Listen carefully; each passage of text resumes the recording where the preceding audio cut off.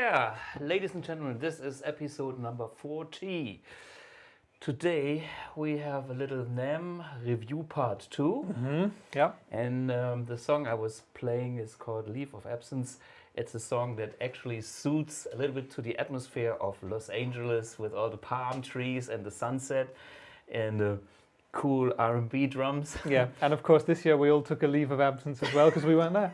So that fits. Yeah. Apologies to anybody if we were a little bit too loud there. Some people in the comments just saying it might have übersteuert, that we might have had a bit too hot of a signal, that your rock and roll overpowered YouTube once again. So apologies for that if that was the case. Hopefully it's better now. Maybe you can tell us if it sounds good or if it doesn't, and we'll work on it. Yeah, we changed some on the audio setup. Here in the room it sounded fantastic. Oh yeah. But maybe you had a different tone. Yeah, and in the second half of this episode we'll have our special guest Jude Gold.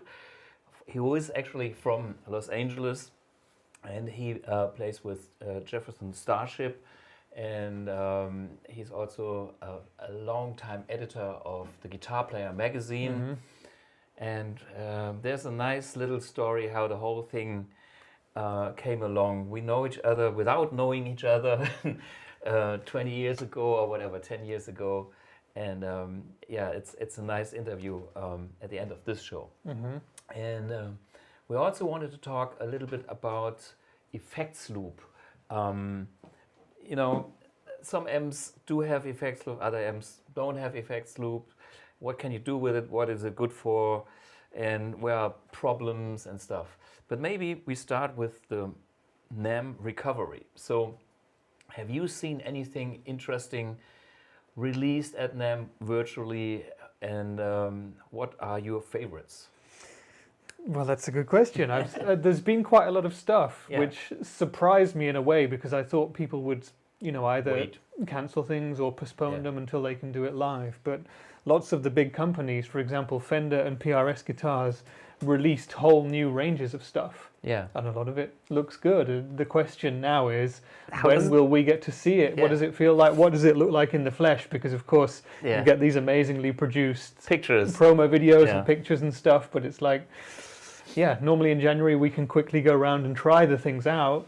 This year we have to wait. And it is a different thing if you actually play an instrument and if you feel the instrument, or you just look at a picture which is promising a lot of tasty, stylish, but you know, it takes only a few seconds and you know what time it is. Exactly, even at NAMM you can tell, and NAMM is far from being the perfect place to try instruments because there are so many people, and if you want to hear what something sounds like, good luck with that, because that's not going to work. But in terms of actually, you know, getting that hands-on experience, you can't beat it. And again, I have to say that we talked about it last week. The NAMM Online Believe in Music was fantastic. They did the best they could, and a lot of people got to network and stuff like that. There were cool videos produced by a lot of companies, but the one thing you can't do digitally is the face-to-face thing and feel thing.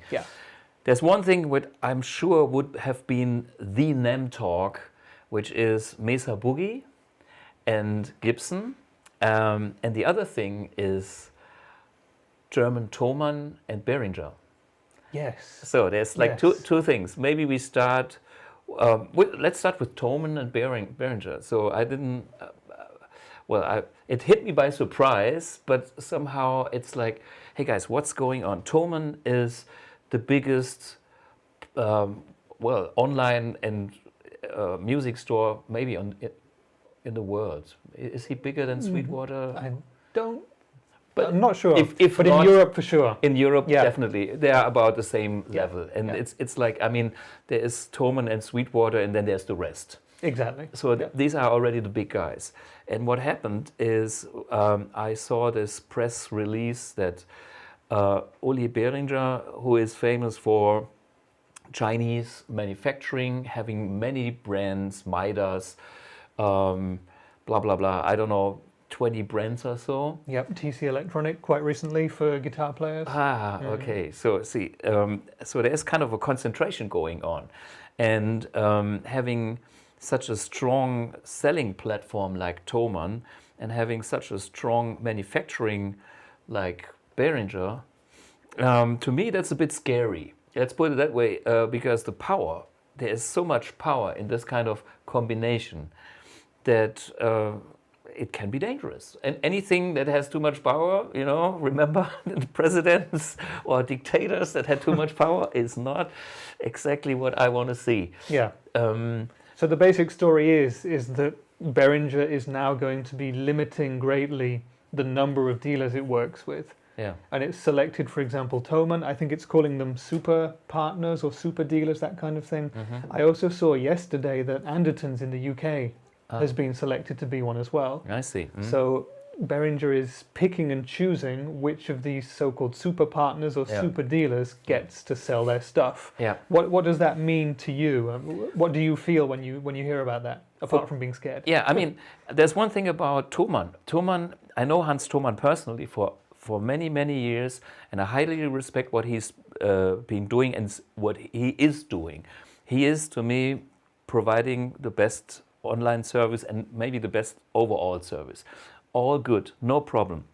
The only thing is, like me, being, Mr. BluGuitar, just imagine that Thomann one day wouldn't be interested in selling BluGuitar anymore.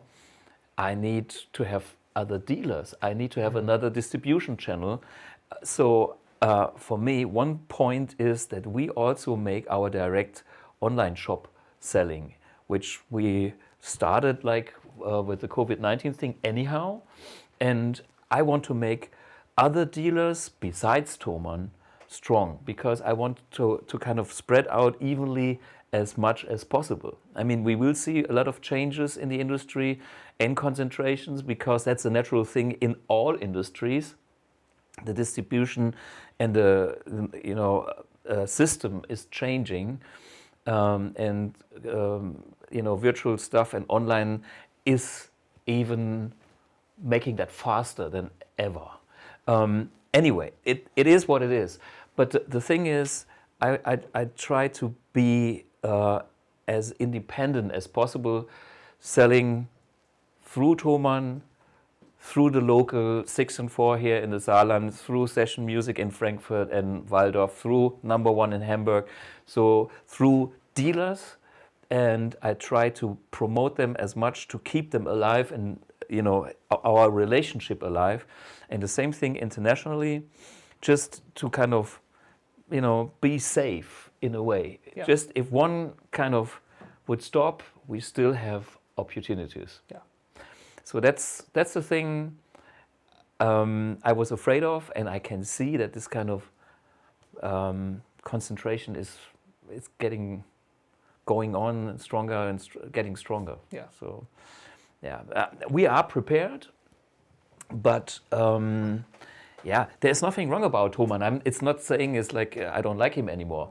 No, it's just, hey, we have to be careful and kind of be able to survive without anyone that would stop selling our BluGuitar products. Potentially. Exactly. But all good. I mean, the good thing about Hans Thomann is I could simply call him and say, if we have a problem, we both talk.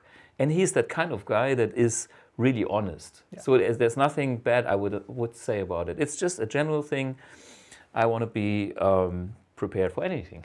Yeah, well, absolutely. I guess the other thing that this brings up for me is that going to, let's say, Thomann for Germans, for Behringer, it's also pushing it much more into an online aspect. Yeah. And that kind of relates to the digital NAMM. And I'm thinking about people out there who might want to buy these products and to try them out in person. And Thomann is a store, of course. They do have a shop, but only the small minority of people will go there. Yeah. And so it's going to become a different thing. People are going to have to trust to buy exclusively from online people without touching the products. And again, I think that's something that you would not want to have exclusively for BluGuitar, right? No, absolutely not. And I mean, this is why we still have other channels, and why we do. I mean, as soon as it's possible for me physically to travel, I like to interact with people. Yeah. That's something I always wanted to do and will do. And of course, having our own online store does help. Yeah. And also this live stream is a way of communicating. Even though if we can't see and shake hands and exchange all the germs and diseases. Yeah, no, absolutely, but it's the closest thing to direct, and we got a comment from Rock Guitar Vibes who just says, isn't the next level direct and online selling? And I think direct selling is becoming a much bigger thing for a lot of brands in this industry. Absolutely. Yeah, so, and the other thing is the Mesa Boogie Gibson. What's your opinion on that? When I first heard that Gibson has purchased Mesa Boogie, my first thought was, oh dear, for Mesa Boogie, because in the past Gibson has purchased other brands that have had problems from that. And I also thought, isn't the situation at Gibson not so good right now financially? Can they afford to buy brands like this? But then I thought, well, actually there's an opportunity there as well, because Mr. Mesa, of course, he's 75 years old now. Yeah. Randy's 75. He won't be building amps forever. Forever. And I think to an extent, maybe he also wants to secure his future and the future of all the people who work for Mesa Boogie. There was a pretty good interview that I saw on the Sweetwater Guitars channel that came out yesterday, if you guys want to watch it. And in that interview, you've got the two head honchos from Gibson, you've got Randy from Mesa Boogie and Mitch Gallagher from Sweetwater, and they're talking about all the aspects of it, and that's exactly what Randy says in it. He's kind of handing it on to the next generation of Mesa people. He said he's got people who've worked in that company for over 40 years, and he's fine, and he wants to make sure that these people will be fine, and the next generation will be fine. Yeah. So that's what I thought at first. I think they have opportunities there. If I look at the online feedback, it's mixed. Some people are excited about it, but I have to say, I feel like the general opinion is that this is something people need to be convinced about. And other people are saying, well, it's only a matter of time until we start seeing sunburst Mesa Boogie amps with plain maple tops. You remember those Gibson Studio monitors? Oh, the monitors were a joke. These were a joke. But I think the former president of Gibson had a different vision of the company, and kind of now it's more consolidating to the more authentic guitar-related stuff, and it's going kind of back to basics. And if you look at Fender, Fender is a company that offers guitars and it offers amps. And so to me it seems like that's a similar move, that Gibson become somehow some like Fender number two, the other Fender. You know? You mean they wanted to have like a serious name in the amp game? Yeah, and to offer a product range like Fender, because Fender offers, you know, all the combos, offers all their Strats and Teles and whatever new stuff. And so the thing about the product range that Fender has in their catalog is kind of starting with amps, having all the guitars, even effects pedals and stuff like that. So adding Mesa to Gibson makes a similar picture. Do you think there will be Gibson amps in the future, or do you think they will keep the two brands separate? I think they will probably don't. I mean, I have no clue, but this is my guessing. They should start with Mesa and Gibson as they are, and then one day you will probably see cheapo amps with a Gibson logo that has some Mesa knowledge. You know, that the stuff that Mesa has done in the past and which is not hot anymore, but which is good enough for, you know, a lower level product, could be used under, you know, a different brand name, and to separate it from the boutique brand Mesa. And probably that could be a Gibson thing. Yeah. That's one option of many options. Yeah. Here's one other thing that I thought about it. I also, when I pictured the idea of Mesa Boogie coupling with a guitar brand, Gibson is not the first brand that comes to my mind. Right. I associate Mesa players more with PRS guitars, for example, and also Ibanez. Before I think about Gibson, think about Santana, for example, players like that. Yeah, but this has something to do with distribution systems, because Ibanez and Mesa in Germany have been the same distributor for years, and this has changed already.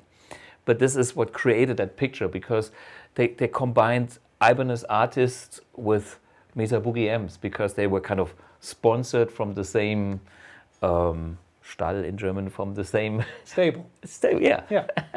yeah. So that's it makes sense. If you send out somebody for a clinic and he plays the guitar that he can promote, and he can promote the same distribution products amp at the same time. So it's a win-win, and this is why those brands are connected, because they've been connected with distributors. Yeah, and Woden of the Angles says keeps a good old American brand in America, and he sees that as a good thing, and that is absolutely true, isn't it? Yeah, I mean, for me, being German, it is. I mean, we do BluGuitar, and BluGuitar is, to me, a German international brand. I never try to be too German about BluGuitar. This is why my logo is handwritten and not like a techno kind of thing. It's more a personal brand coming from me, but being international, with a lot of respect to the past of American, British, and whatever brands, even German brands. And the point now is, if there is a lot of American tradition in those two brands, Gibson and Mesa, and to me it makes sense to combine this this tradition and this history. I mean, these companies do have history, and hey, it's all good. I mean, that's a quality about their brand. BluGuitar is a young company with a different history, or very short history. So, give us another 10 years or 20 years, and then we could talk about a deep history. But I have a history in the industry, and now there's BluGuitar, but with all the heritage they have, with all the players. I mean, now they make a big thing about Jimi Hendrix playing a flying V on Red House. There's nothing wrong about Jimi Hendrix, there's nothing wrong about a flying V, and there's nothing wrong about Red House. But I think he only played that guitar very little compared to all the Strats that he burned and smashed. Sure. Yeah. But okay, that's marketing, and of course they have a take on that, on this heritage, on their history, and it makes a lot of sense. And to me, I wish them best of luck for what they do. And even for me, if it's a competitor, we are not competitors. They do their thing, we do our thing, and there's always a mutual understanding, and we all have the same shitty problems as manufacturers. They have to get their tubes in a good quality condition, and the things are getting harder. We have an issue with a chip now. In the end, we are all sitting in the same boat, and we shouldn't sink our neighbors. So this is always.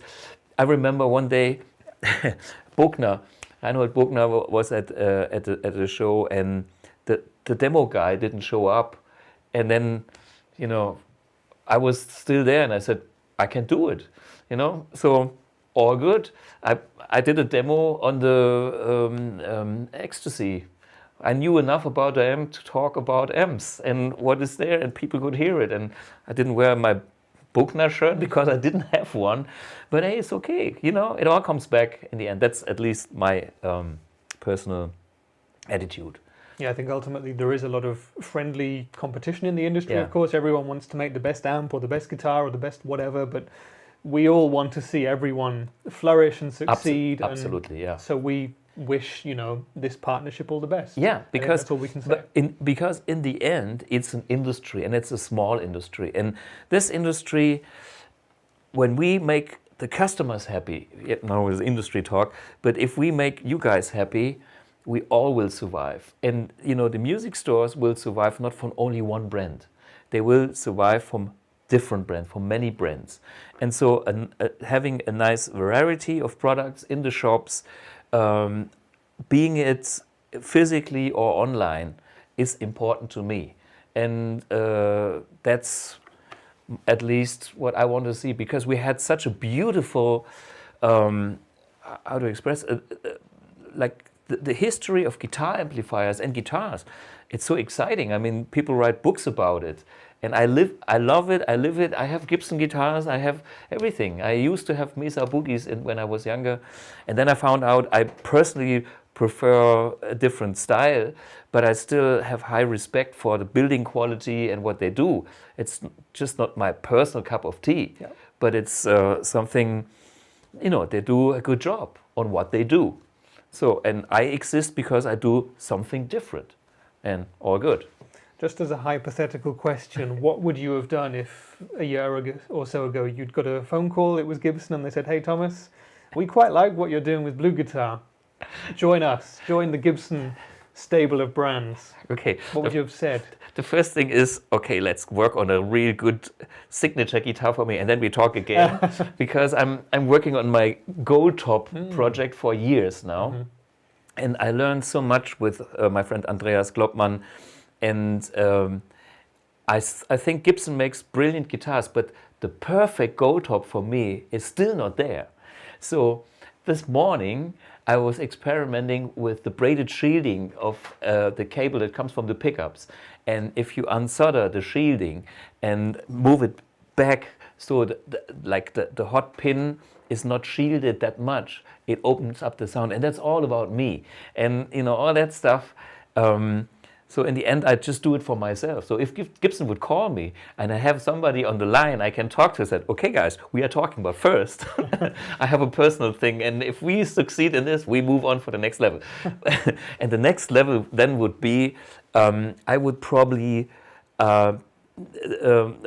not go for that option, because BluGuitar is so much my baby, and I'm like, I still want to do it myself. I want to drive that BluGuitar boat or car for the next years myself.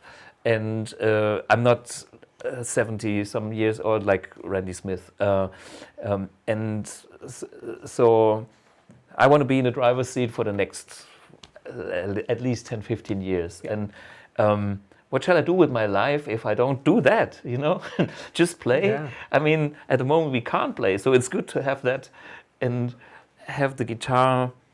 It will come back, no worries. I will always play, and I always will do amps.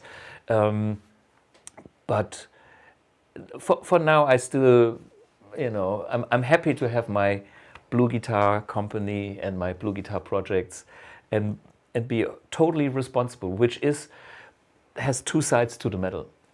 One, of course, is I can be 100% non-compromise with everything I do. On the other hand, 100% non-compromise is non-compromise risk. So if I take a wrong decision, it hurts me and the company. So it is the good thing if you have some experience, like I do, with a little bit of past. If you're 20, it's very risky. So I think I'm at the right age to do that. And I still will make some mistakes, and they will hurt. And maybe that's good for now. So yeah, this is where I am at. Yeah. Is there anything else you've seen online? I've seen a few guitars that were kind of interesting. One thing that I thought was coming out at kind of an interesting time was a range of Eddie Van Halen guitars. They've reintroduced that.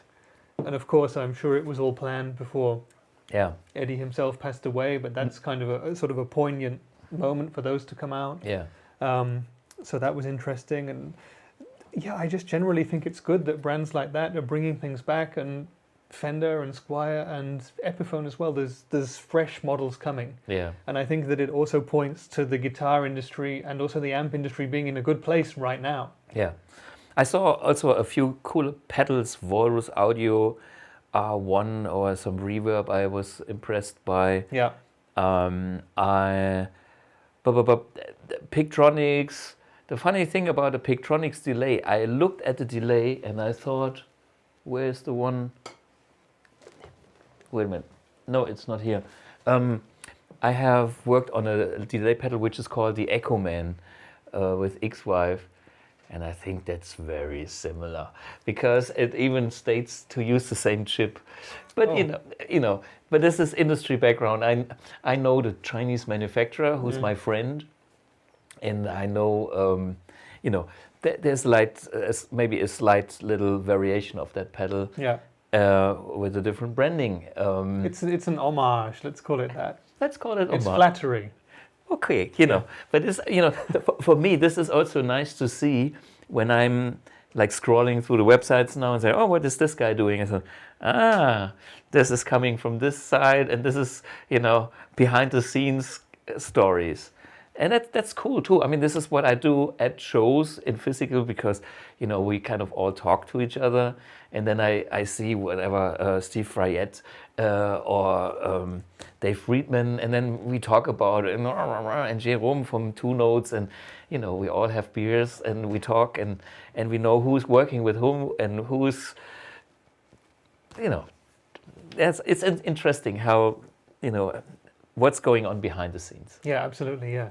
Well, I think people are also these days more prepared to work with one another too. Yeah. One specific story that came out at NAMM time was the introduction of the Way Huge Atreides pedal, which is this crazy kind of analog, weird synth sound making machine, a very, very unique and interesting and weird pedal. It's super cool. Yeah. But what I thought was fantastic was that Way Huge pedals actually went to a competitor in JHS pedals and asked them to launch their pedal on the JHS YouTube show. Yeah, because the JHS YouTube show is known in the community, and we watch his shows, and they're great because he's a great guy, and I like also the way he does stuff. I mean, he checks out the cheapo Behringer pedals, and some of them are kind of copies of some originals, and it's, hey, you can get some cool pedals for very, very little money.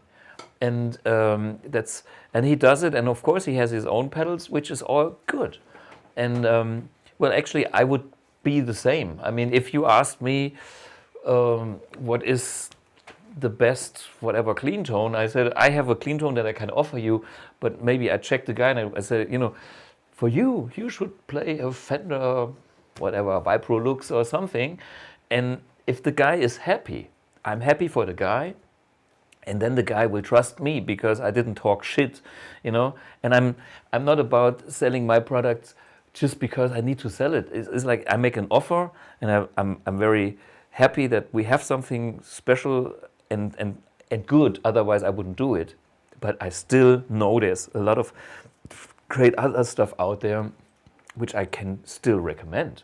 And every guitar player that is happy is a guitar player that will stay in the scene, that will still be alive because it's kind of an energy loop. I mean, if he's happy with his Fender amp, he will play his Fender amp for the next couple of years, but maybe one day he buys something from BluGuitar, maybe a BluGuitar Strat or a BluGuitar, you never know, a Blue Box, stuff like that. And if not, it's also good, Yeah, that's the thing. Anything else? I think that's what else about NAMM. There was actually a lot, and there's still more to discover. But the good thing about online, I can still do it on the weekend when I have more time. Yeah, exactly. All the videos are still there. We can go back and watch it and check stuff out. And new things are kind of trickling out every single day, pretty much. And one interesting thing that I've also seen is that NAMM are now very much certain that they are going to have a summer NAMM in July in Nashville. So they're saying, no matter what's going on in the world right now, we're confident that we can get everybody there to Nashville to celebrate the music industry together in July. I hope so much for it. Fingers crossed, I'm not sure yet. It might be Americans only, but wouldn't it be great? It would be great, and I would be there. Even though it's like 40 degrees and it's humidity like crazy. If you go out of the convention center in Nashville, I've been there many times. It's like hot, humid, tropical. So, and they have these nice outdoor restaurants where you can go on the rooftop, and they have kind of big fans where they kind of spray some water. So you get cooled outside by getting a lot of humidity on your skin, and that kind of cools you down a bit. And then, of course, cold beer does help too. And then there's these tons of bars on the main street with all the country clubs, and it's killer. I'm all in for summer NAMM. And then last year I had an apartment with Airbnb private apartment, and we had a huge house pig, like this size. A pig? A pig, yeah. Okay. About that size. And it was, you know, it was so cool because the pig was in the garden watching me. And, you know, friendly pig. But I like to do that stuff. Yeah. Is that like a special box you tick on Airbnb? Yeah. Pig friendly. And then you get it. Yeah. Very interesting. Yeah. I'm just trying to read through the comments to see if anybody has any questions about that? Recommended anything from NAMM specifically. I'm just going to read one comment from Russell here. Mm-hmm. He says, I don't think this hurts NAMM as bad as other trade shows because 85% of the artists at NAMM the last few years have primarily been content providers online to me as opposed to a band I buy records from. Well, I mean, I guess bands and touring musicians, that's a different sort of a problem, isn't it? Yeah, that's something which is still that's a closed book. Yeah. That's a closed book, and that's terrible, basically. Got another comment asking about our YouTubers reviewing the Amp X. I guess we'll come to a few Amp X questions later, but are you familiar with a guy called Leo Gibson? Well, I know Gibson. He does models. Yeah, Leo and Gibson. That sounds like a joke name. Yeah. Leo Gibson. Or, but apparently this Leo Gibson does comparisons between modelers and the real deal amps. Okay. So, sounds like an interesting name. Yeah, I mean, we'll write it down, check him out. Yeah, if he's real. And please, we check him out. And there's an Amp 1 to do that thing already. We do this all the time because I want to know where we are at. And if there's anything I can learn or which amps actually inspired me or have something special that, any amp has a personality. And even if I don't like an amp, I know it's good. It's like tasting food, it's like, for me, it's all interesting. You can see there's a Randall amp behind you, there's an Engel and there's a Peavey, all other brands are there and it's all good. Cool. Yeah, every week when I come here, there's different mini heads there behind. Yeah. Cool. What about our other topic? We wanted to talk about effects loop. So talking about the effects loop is, do we actually need an amp with an effects loop? If you are an old school player with a single channel amp that plays a Telecaster, we're talking Nashville now, and only plays kind of cleanish with a pedal and maybe a slapback delay, you can set up all these effects in front of your amplifier, old school, and no effects loop needed. So that's one way of doing. If you do have an effects loop like the Amp 1, you can use it, but if you don't use it, it's not a problem because our effects loop is kind of a neutral effects loop, and it doesn't destroy our design or sound. So if you use it or if you don't use it, it's not a problem. There used to be a time, talking about Mesa Boogie, I remember when I had a Mark II-B, the effect loop was kind of the first generation. And since the tube design was high impedance and high level, only very few pedals would work in that Mesa Boogie effects loop of that generation. Now they fix everything. So in the old school tube amp, to design a neutral, great sounding effects loop used to be a challenge. By now, most manufacturers kind of solved that problem. Just in case there's anyone watching this now who might not exactly know what the effects loop is or what it's for, how would you describe it just in 30 seconds or so? Yeah, well, there's a preamp stage in the amplifier. This is where you usually plug the guitar in. I mean, we have a few different preamps here on the Amp 1, which is a clean, vintage, classic, modern channel for preamps. And then in this preamp change, you kind of sculpture your tone. Is it a spanky, clean tone, or is it a warm jazz tone, or is it a raunchy blues tone? Or is it a metal tone with a tight low end and whatever, or a screaming, creamy lead tone, whatever. So this is happening mainly in the preamp stages. And then after the preamp stage, you have a certain level, signal level, And this level goes to the power amp stage. And in the power amp stage, there's not so much, there's also still things going on, but I don't want to go in detail, but there's not so much shaping of the tone. It's more like making the sound louder. And of course, when you come to the point where the power amp is cranked, at the end of the last bits, it starts to saturate and get maybe a bit muddier and get distorted. But most people don't want to go there. So, preamp, power amp. And in between these two stages, you have the loop, send and return. And you can insert effects. Okay, no problem. If you insert an effect with the high output preamp stage to like a high output input level power amp stage, you need to have studio level effects, which means like plus 4 dB, which is like 1 volt or some in this kind of range. We're talking not guitar level. This is like 150 millivolts only on guitar. And me being the vintage nerd who collects old pedals like this beautiful DD2, which I have here, and another one there. I know anyway, this DD2 is old school, and this one doesn't handle the 1 volts because it's designed to plug a guitar level into that. Therefore, on the amp 1, there is a little switch on the button which can switch the -10 and +4 dB switch. Oh, can we see that in the camera? Okay, and if you are super clever like myself, I have a little plug thing and I can switch here. So if it's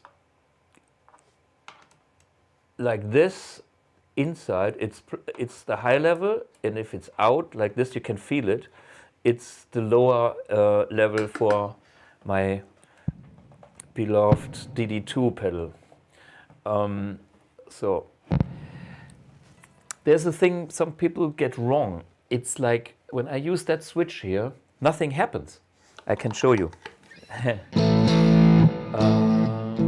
I need sound.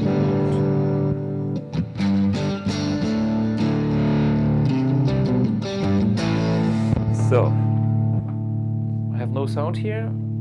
Some guy Harold's live shows. Yeah. No sound, no sound. Anyway. While you're doing that, I'll just read a couple of comments. Yeah. Dave Simpson, someone is suggesting, as an Ampex person. Dave Simpson is a UK-based YouTube guy, youngish, fairly eccentric, makes amazing long-form videos, is a fantastic player, and he loves solid-state amps. So he loves the Boss Katana and stuff like that, and he loves the consistency of amps like that. So there we go. Okay, we got some sound. But Dave Simpson would be a great name. He's in my head. I'm sure we'll talk to him at some point this year. Good call. Yeah. Who was it? Hardy. Good call. Hardy. Put him on the list. Yeah. So now I need. So we have sound. Can you give me this plug just for a second? Yeah. Because I just need a plug. Because I need the guitar plugged in at the same time. So see, this is, and now we go back for this level switch, and there's not really a volume difference. Why? Because I changed from -10 dB to +4 dB, and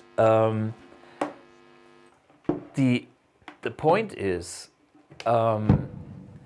why is there no difference? The difference is because I changed the output level on the send, and at the same time I changed the input level on the return to make it unity gain.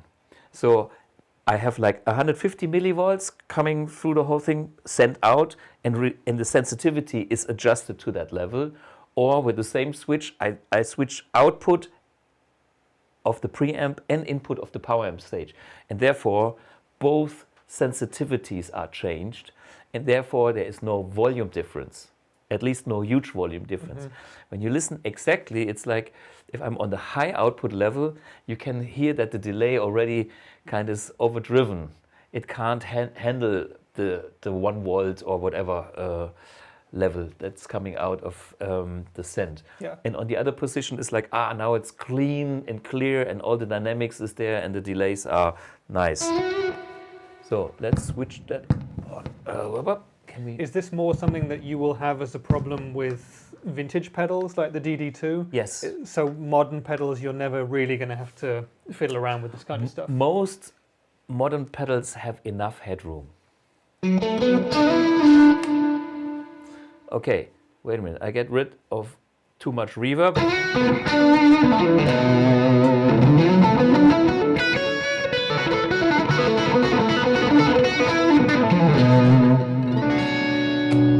So that's my sound.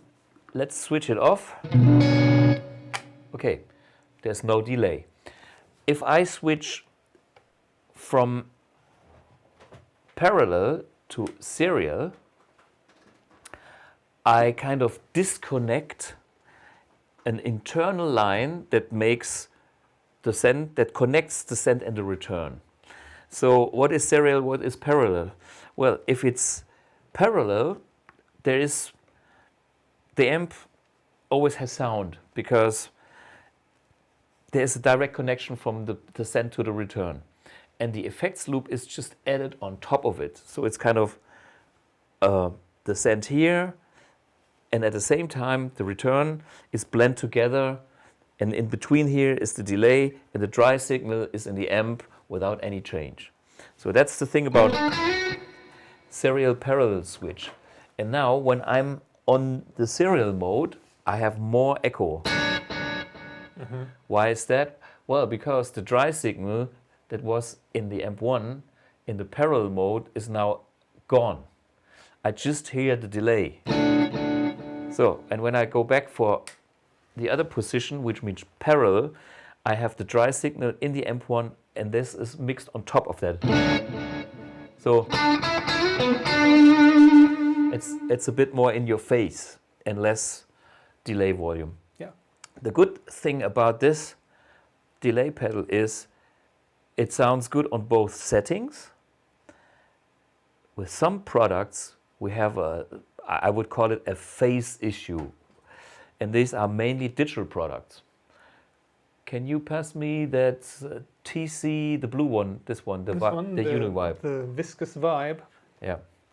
So, just out of interest, do you prefer parallel or serial with your DD2? And why? I'm with the DD2, I'm the parallel guy. Why? I simply crank the delay output to max, and then the amp 1 is in the parallel mode, and then that's just the perfect mix balance for me. And the mix is already done in the amp, so it doesn't even go through the cable. So it's like, even if I would knock the cables down, anything, my sound would still be there. Just the delay would disappear. It's and of course it's the most puristic thing because it's the shortest connection from here to there into the speaker. Okay, that's if you really hear that, I don't know, but it doesn't hurt. Okay, let me check this pedal now. Okay, I have, this is input mono and this is output. Sorry, okay, this is alive, as we can hear. And I need some power, which I grab from this fellow here. So,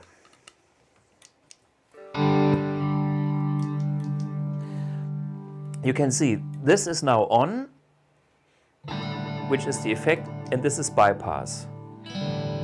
Okay, and what happens when I use the same switch here is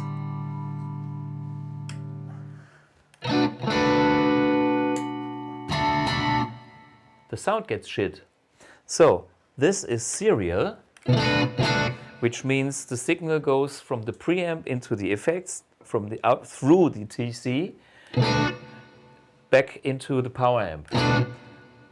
all good. Now I switch to parallel, which was my preferred mode with the delay, and it sounds like phase.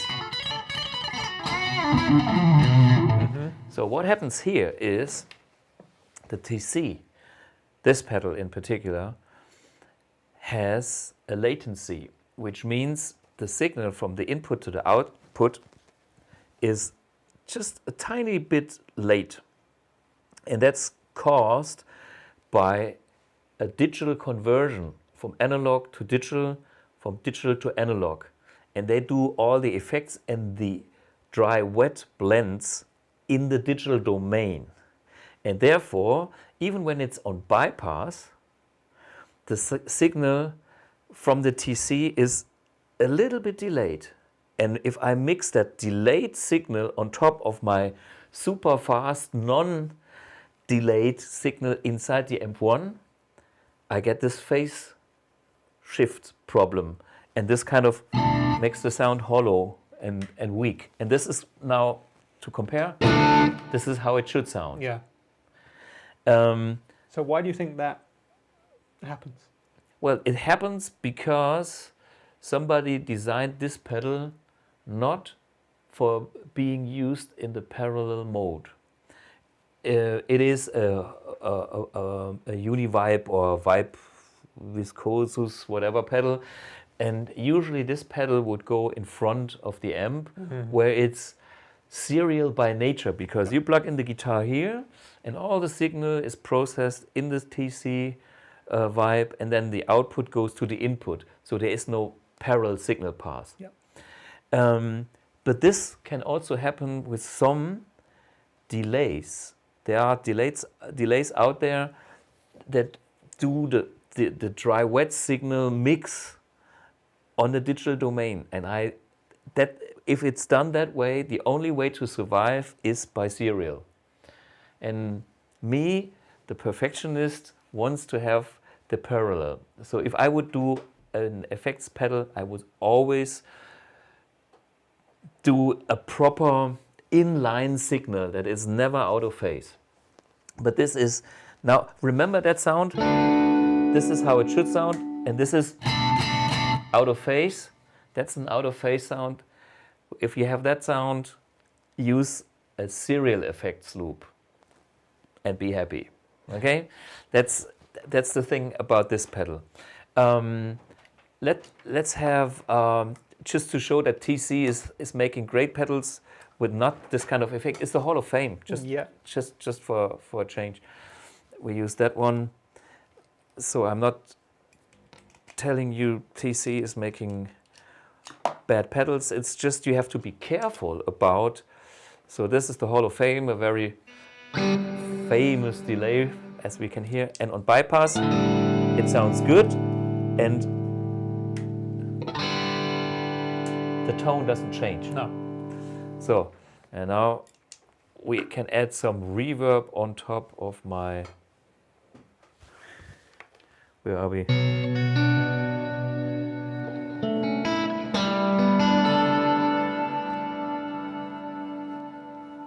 And then if I go serial, I have more reverb.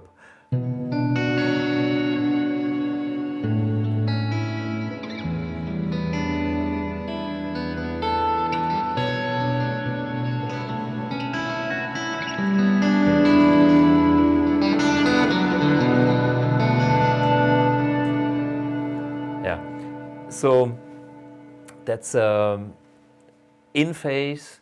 Just if there's the dry signal, now we have to blend inside the unit. It's effects level here.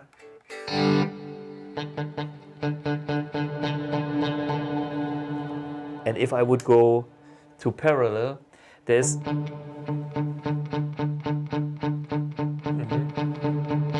it's less intense, which actually I like, because it's kind of more in the zone where I like it. And if I put this now all the way up, it's a nice max. Yeah. You know, I can't overdo it, but that's my personal preference. Yeah. Yeah. But as you can see, the pedal works in both modes, serial and parallel. So now we have another example, which is kind of funny. Is it maybe that this one was designed Sure. only to be used in an effects loop.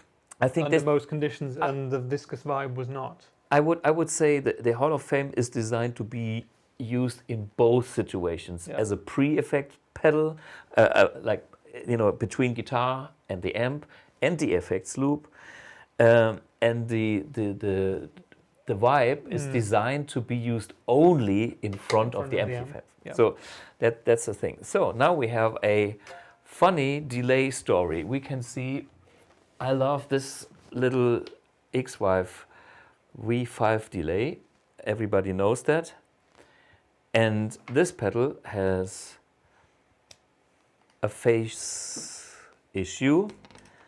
It can't be used in parallel mode. Let me show you. So this is,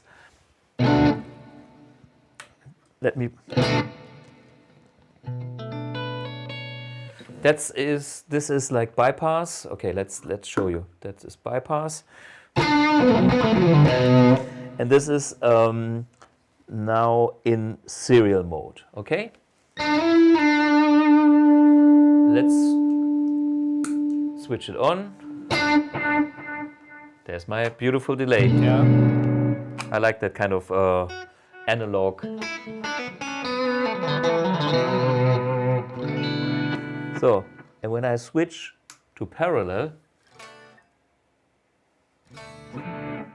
the dry signal is gone. Completely. So I have to switch back for serial. What happens here is, in their design, which is analog for the mixing, they forgot to have a phase conversion. So it's flipped phase and it's 100% canceling the signal. So this pedal can only be used in serial mode. So somebody designed it to use it in front of the amp, which means between the guitar and the input, and that works absolutely fine. I love the pedal for that. If you want to use it in the effects loop, which I also do, you have to switch it on serial. Okay, funny. But now I use the green one, which is a Keeley, or what is it? Kinsman. Kinsman, okay. And Kinsman is a house brand of John Hornby Skews, JHS in the UK. Yeah, so. A company that make the Blug vintage signature guitars. Yeah. And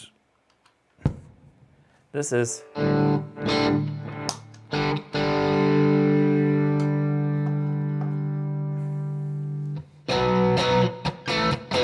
Okay, bypass. And now we switch on the delay. Nice delay. And now we switch to parallel. It's gone. It's gone. I wonder what's going on here. Maybe they know each other, the green and the other one, and behind the scenes. It's possible there's an homage going on somewhere. Yeah, okay. You never know. And this is kind of interesting. Okay, that's the thing about this Kinsman pedal. Someone commenting here, he assumes therefore that this is not a true bypass pedal. And I think that's the case. I actually don't know if it is, but it doesn't say it on it. And TC electronic pedals always say it on them if they are true bypass. For example, we have the Spark Booster here. True bypass. Yeah, maybe we have maybe the Hall he's right. of Fame, true bypass. I'm guessing that's the same. Some of the TC pedals, they have switches inside. Just let me double check if we find some switch inside. And we don't have. We have switches inside. So maybe there are more options that I thought of. Yep. Okay. Here for the camera. See these little dip switches. Tiny secret dip switches. Look at the instruction manual, and maybe there are options we haven't explored yet. So maybe they are even cleverer than we are. Who knows? Yeah, it would not surprise you. In my case, anyway. Not you, but me. Well, for sure. in my case, it's like if I do have the problem, it starts to make me think about it, and then I do stuff like that, investigate a little bit. And then after trying something, I make the conclusion, Yeah. And there's always shit going on, which doesn't mean that the manufacturer is doing shit. It's just meaning that there's so complex things going on. Yeah. It's like, man, we have this option, we have buffered bypass, we have maybe a phase issue here or blah, blah, blah. And there's a reason for it. Some are faulty by design. And that's the things where I'm having a bit fun and saying, you know, but still there's a way around it. And I use that pedal myself because I like the character and I like it as my small delay, you know. And so I'm happy with that, but I just have to know how to deal with it. Yeah. Well, it's all about having pedals for different people and for different uses, and that's the same with amps. So Yeah. my next question to you would be, going back to basics, why do some amps have an effects loop, and why do some amps have no effects loop whatsoever? And why do some amps, like the Amp 1, offer you the choice between serial and parallel? Yeah, well, some old school amps are so puristic, and they copy some very old designs which sound great. I have no problem with that. But then the design is so puristic, they don't allow you to have an effects loop because it would be ultra high level and it would be ultra high impedance, and then you have a cable knob, you need a buffer amp, and then the whole magic of this kind of old school amp would disappear. You know, back in the days with the old Marshalls, people tried to install effects loop and most of the early ones didn't work.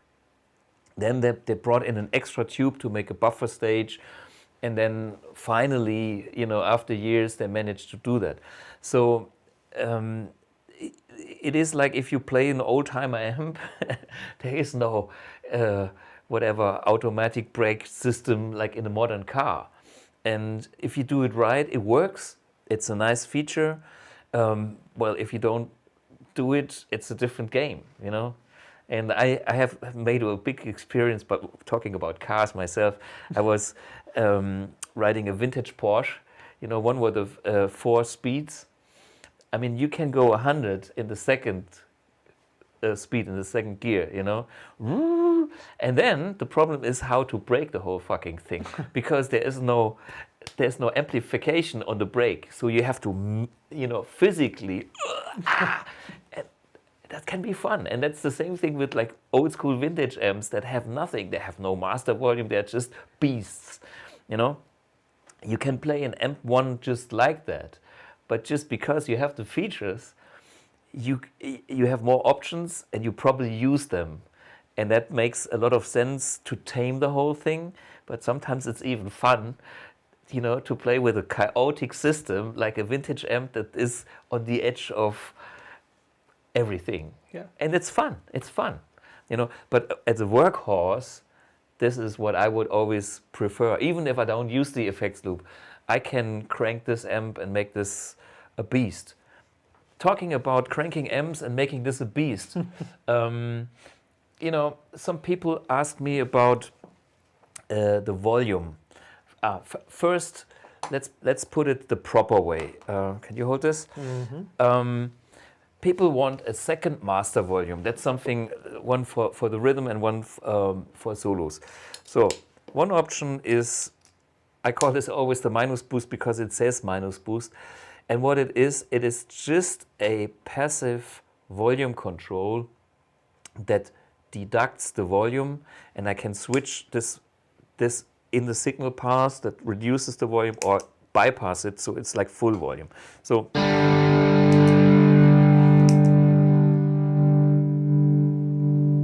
this is like now a second volume. Okay, and since it's a minus boost, the effects loop level gets reduced. In the Amp 1, the nano tube, the sub-miniature tube, works in the power amp stage, and this is kind of like the next stage behind the effects return, where it sees the level of that. If I use a minus boost, the sound of the power amp stage will remain exactly the same. I just have less level and a different volume. To make my solo sound now louder, I simply have to use more master, and then reduce with the minus boost for the rhythm tone.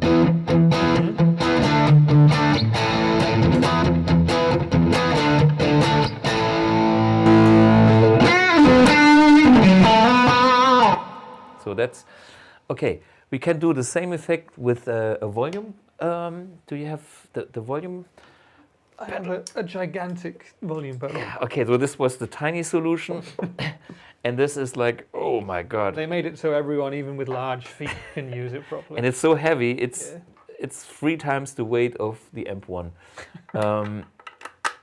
Let's see how that works. So just about boost pedals, most people would traditionally only use them in front of the amp. Right, yeah. And the trick that you're explaining here with the effects loop is actually using the booster to reduce your level. Yeah. Yeah. Yeah. And of course the minus booster, which is all passive, is the most puristic thing ever because it has nothing, no components, and it just brings down the level and doesn't change anything in the tone. Yeah. That's why I love this minus boost. There's no active electronics. You don't need an extra power supply, and there's nothing that could kind of change the tone because it's only a volume control. So and this now is your gigantic Dunlop volume pedal. So see, this is like this can be, and if I put this on serial, I can go all the way to 0. Yeah, so this is the way how to have a master volume at your feet. If you use effects, use them in front of that pedal so you can get quiet, or if you have the delay after the volume pedal, the kind of repeats will still going on. It's a matter of taste, but this is where the volume pedal belongs if you want to have like a master volume pedal and not like a gain volume pedal, which I do with my guitar here. Yeah, and a lot of people would actually use this in order to practice at home with a tube amp that might otherwise be too loud, right? Yeah, on the amp1 it's not needed because it doesn't make any difference if I reduce the volume of the power amp with this pedal or with this knob here. So now we enter the danger zone, which is the spark booster. Okay, so this is the output, this is the input. Okay, self-contained battery, spark booster. And now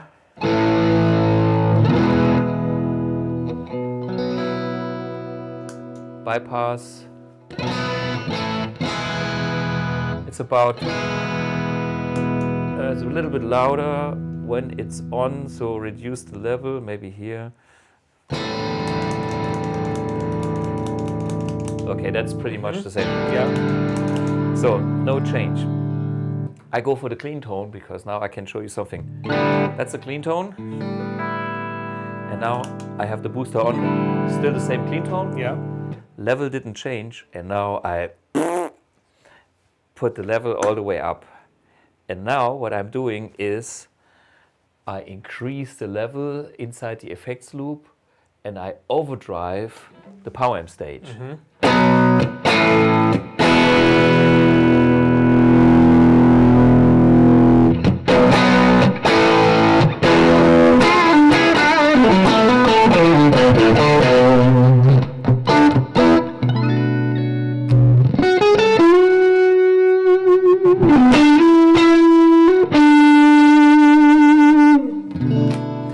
So, beautiful tone, which means my power amp is reacting tone-wise like a tube amp.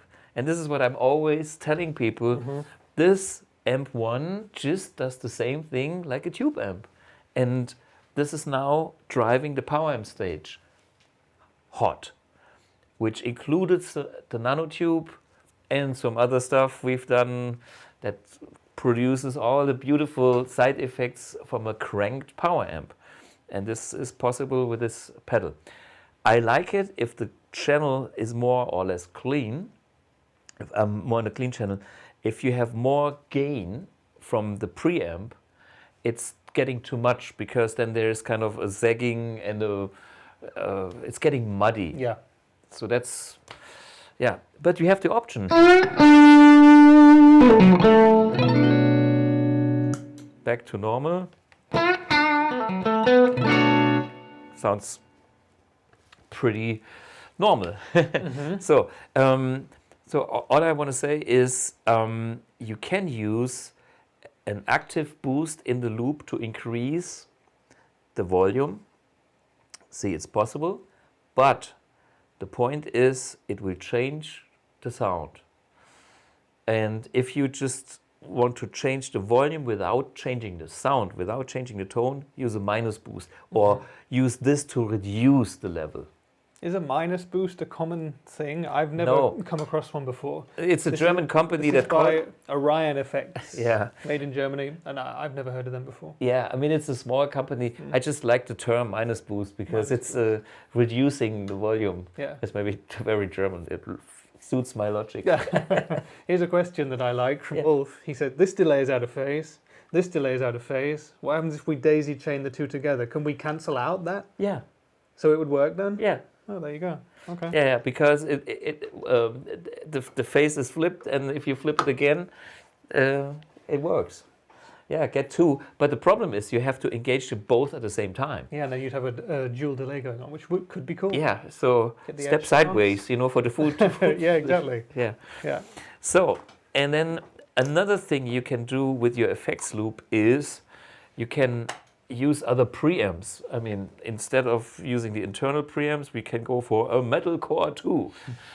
Even Thomas Blug bought himself a metalcore back in the days as a studio guy. So this could be the output. I haven't noticed. I can tell it's wrong, but is it? Yeah, just by the noise. Next time I have to label the plugs so I know which is in and which is out. But this needs a... Where's the power supply? Can you handle this one? This one here, yeah. Yeah. So, beautiful battery thing. So this is this is funny. Now I have the clean channel as a preamp into the metalcore, into the power amp. You know, this was just an accident, but I'm sure it will sound cool.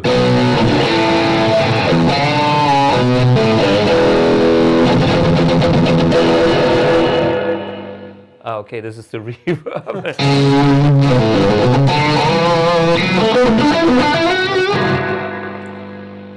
Okay, and it has a gate built in because this is like way too much. Let's try to put the guitar straight into the pedal and then use just the power amp of the amp. So we're bypassing the preamp of the amp one completely now? Yeah. Okay. Guitar into metalcore, metalcore into power amp. And that's... Yeah, see this bypass?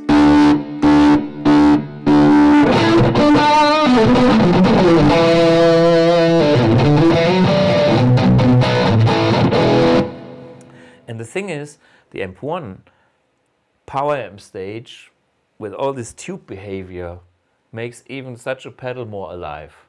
So if you have a proper amp, like the amp 1 or a good tube amp, these pedals sometimes, it's like, maybe they're a bit cheesy, but if you can kind of refresh the tone a bit by getting a touch of extra overtones or saturation, and that's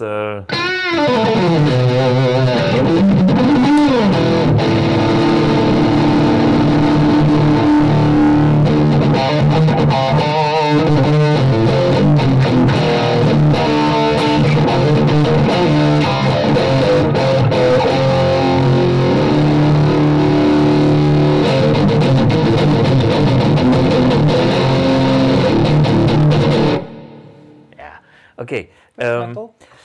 One comment here about the amp 1 and the iridium, the mercury and the iridium. The mercury is the power amp stage of the mercury and the iridium is different. The power amp stage of the mercury is like more traditional and will take any preamp. The iridium power amp stage has kind of what other manufacturers would call was it not presence, the thump, the resonance kind of thing. And this is, since we have no extra control, this is kind of a lot of resonance on on the power amp stage. So I would recommend, if you would like to use other preamps, to get a Mercury. Other preamps with a Mercury, I'm happy with the results. Other preamps with the Iridium, special, because of that special design in the power amp stage. So, just a little comment here. Yeah, oh my God, I think... I've got one question from Alessandro, which is kind of a basic one, which would be good to answer for anyone who wants to know. What kind of effects would you recommend using in the effects loop, and what kind in front?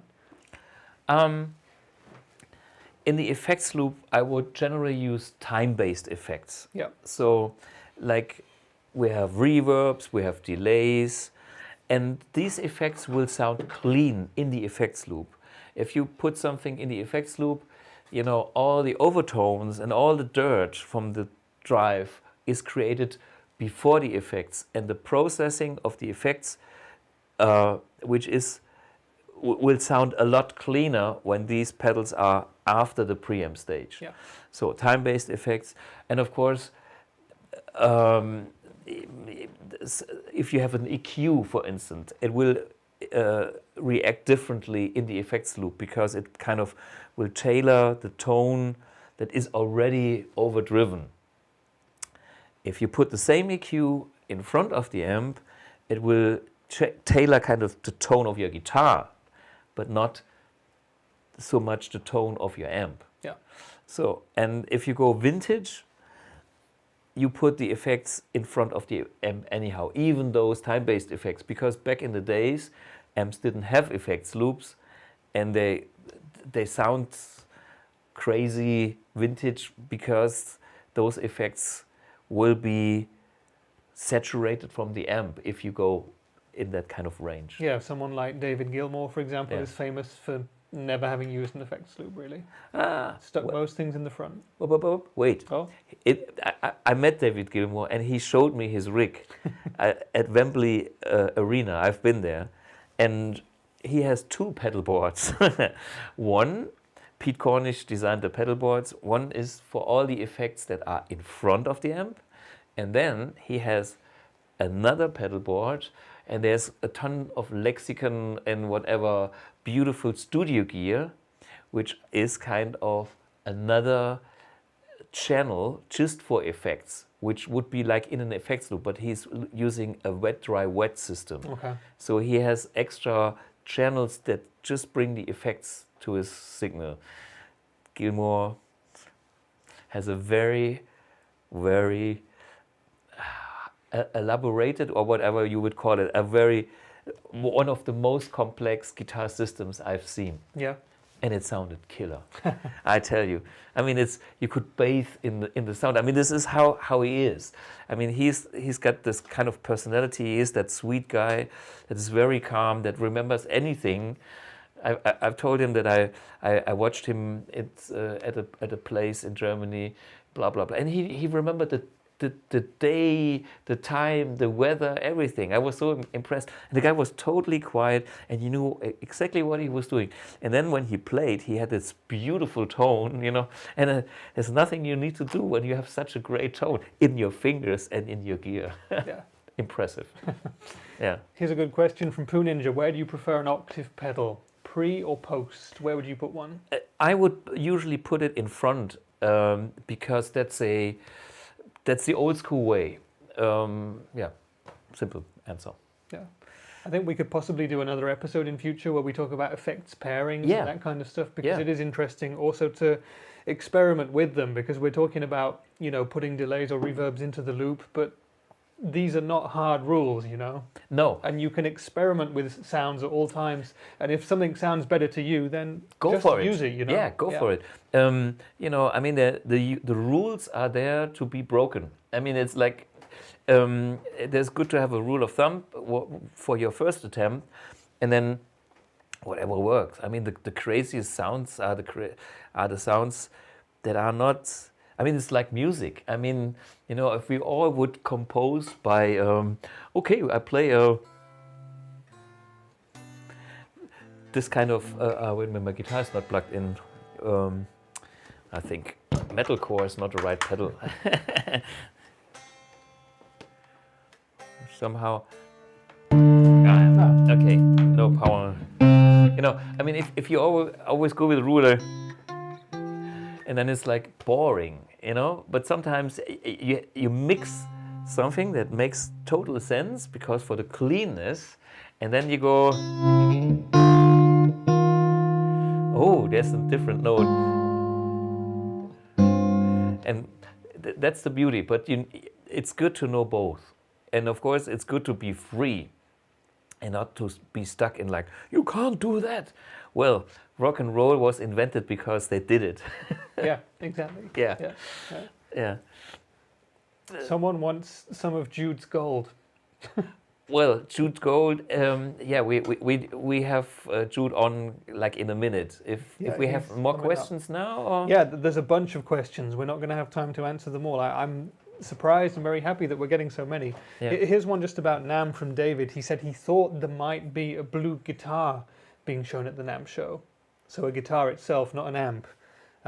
Is that planned? Was that planned? And might we see something in the future? Can you comment on that? Well, we have a BluGuitar master build, which is this beautiful guitar here.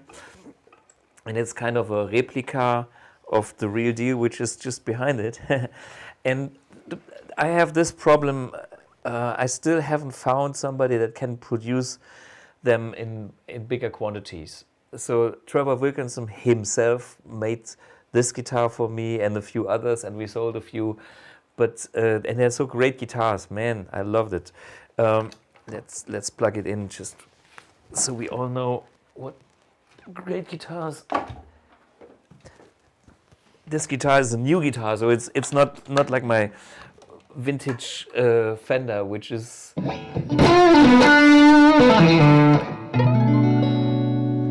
know, I mean, I can totally do my thing on this, and it's like,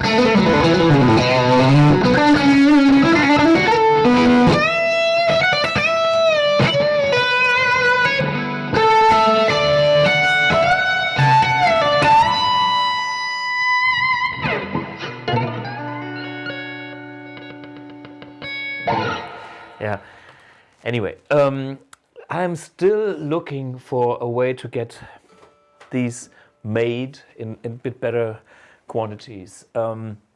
Maybe you have seen some BluGuitar, which is Blue, who is a prototype for myself.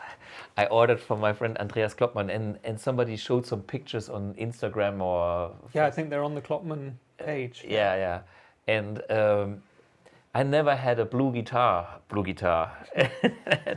and so this is something, and it's not even here yet, but we've seen the pictures, and I ordered that color because I'd like to have one of those BluGuitars. Is it a Lake Placid blue kind guitar? of, yeah. Okay. It is a, yeah. So, and what can I say about guitars?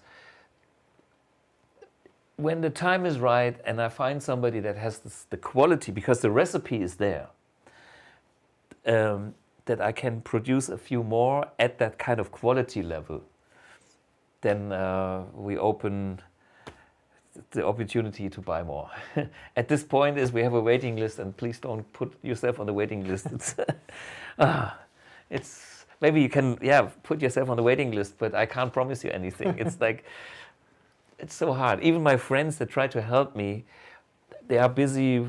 You know, Kloppmann makes a few guitars now, but it's like we try to make more, and it's always limited. Yeah. But I'm working on it. Yeah. Okay, so guitars are coming, maybe? Maybe, hopefully, yes. at some point Hopefully. in the future. I'm trying my best. That reminds me of two things. Okay. Number one, if you guys would like to see the blue guitar that Thomas has ordered, Kloppmann Pickups Facebook page. There are photos there. Yeah. Number two, last week we promised you that we would be sharing a link to a video that you recorded with the guys from the Star Club in Hamburg for the NAMM Show. Yeah. That video was nowhere to be found on the NAMM Show website, so we've uploaded it onto our own BluGuitar channel. Yeah. You guys can find a link to that in the description of this video here. Okay, so if you want to see Thomas talking about the Star Club and playing a Fender guitar which has a piece of the Star Club stage in it, then go and watch that. It's kind of fun. I mean, we all go back because my real 61 Strat I bought at that shop when I was 17. without knowing Thomas, who is the owner now. But you know, this industry is so small. You know, you never know when you meet the guy again, and so it comes around in circles, and it's so nice. You know, it's so nice because we are still alive and we are still happy, and I'm still playing that guitar that I bought when I was 17. You know. Yeah. What last question, or how are we going? One more about the cars. About the guitar. Someone saying, so the master builds is still not available. No, right? No, I mean, it's take its time. Yeah, if I have a few in the making, 7 like I know, and they're coming, but they're already sold. And put yourself on the list. Please don't. Let's put it that way. Put yourself on the list. We can't promise anything, and if we can't deliver, buy something else. if we have something, we call you up and ask you if you are still alive and if you still want the guitar. Like the 2 most exclusive gear waiting lists in the world are the BluGuitar Master Built and the Analog Man King of Tone drive pedal. That's 3 years, and I hope it's not quite that long for us. It's pretty long, right? Whatever it is. You know, I don't want to sell shit, and that's why, you know, I can't promise. So that's the questions for now? Or? Yeah, I mean, again, we have more. We have lots of cool comments coming in. We'll transfer some to next week and do that. But I think people are asking, they want some gold. So it's maybe time to give them that Jude Gold interview that you promised. Yeah, absolutely. So for me, it's such a big pleasure. I pre-recorded that interview yesterday with him. And the line was a bit shaky, so sometimes I couldn't hear properly. Sorry for that. But Jude, we have a long history, and like I didn't know him, but he was seeing me first. And in 2009, he put out a little video on his own channel, Jude Gold's channel on YouTube in the very early days, you know, 2009. This is like 11 years ago. And he filmed a guy that played a white Strat, and he liked that, called it Strat Mastery, which was me, you know, being at NAMM, fighting with the noise police, not being too loud, and it's like, but he heard me and he liked that. We we never talked then. I mean, then years later, for some reason, I don't know how we actually met, but somehow, you know, this kind of thing, I bumped into him, and then we mentioned, you were the guy, okay, wow. So, and by now, there's more, and this is what you will see now. Jude Gold, killer guitar player. He plays killer. Yeah, just check out the video, and we see you soon. In a week, 2. Yeah, can you already tell the guys what's coming up next week on the live show? Or next week, I think next week we have Money Saver again, and we make the metal history part 2. Yeah, so some more contemporary metal sounds with the Iridium, bands like Gojira. Yeah. I think Pantera was on his list as well. And we worked on the whole thing. The first thing I had to do is fix his guitar because it was so noisy. And then, you know, a custom shop guitar, I don't know, for 3,000 euros or dollars. And then the wiring was wrong. I thought, man, who's doing this? You know, custom shop. Anyway, but now the guitar is fine, and this is what's next week. Exactly, yeah. Everyone like the stream, please. Poo Ninja is saying, throw some thumbs up. It helps us. It helps more people see it. And I always forget to say that you can also subscribe to the channel. Yeah, you guys should do all of that. We're blessed to have Poo Ninja here, by the way, a super famous guy in the YouTube gear circle. So thank you for coming on again. One day I want to see your face, but that's for another time. One last comment, which I really like. In GDR times, we also had to put ourselves on the waiting list for a Trabant car when we were 18. Nice bit of time. Yeah, there you go.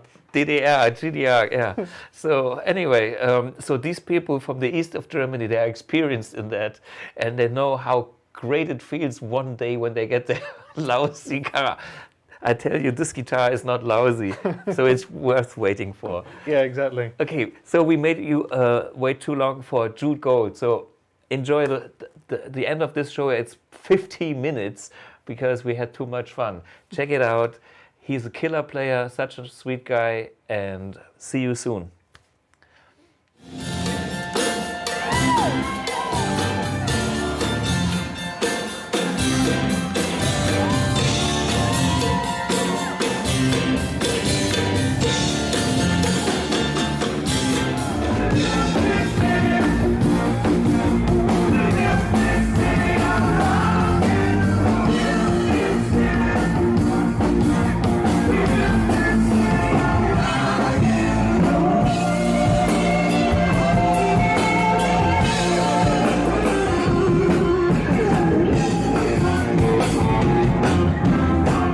So, ladies and gentlemen, Mr. Jude Gold, straight from LA on our little live stream here, Academy of Tone. I'm very, very honored to have you on the stream.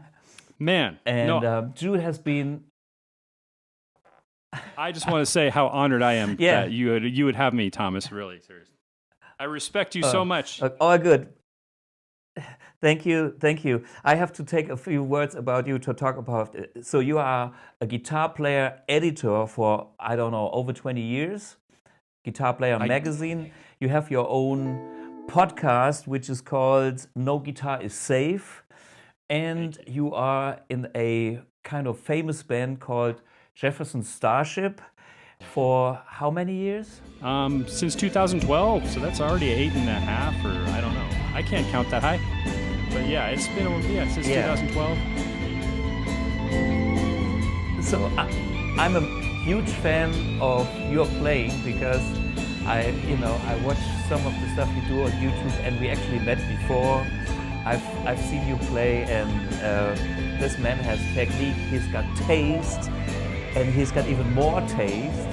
And just recently, he has been also on the Jennifer Batten's Guitar Cloud Symposium. Right, so we're celebrating Eddie Van Halen on there. Yeah. Sorry, what? Yeah. So Eddie Van Halen seems to be like one of your favorite guitar players, right? Yeah, Eddie Van Halen definitely was one of many guitar players that changed my life. And then, it's just being in a guitar journalist business too, we really need to honor him, and it's just been so many different ways. I wrote one of the big features in the Guitar Player magazine, tribute to him.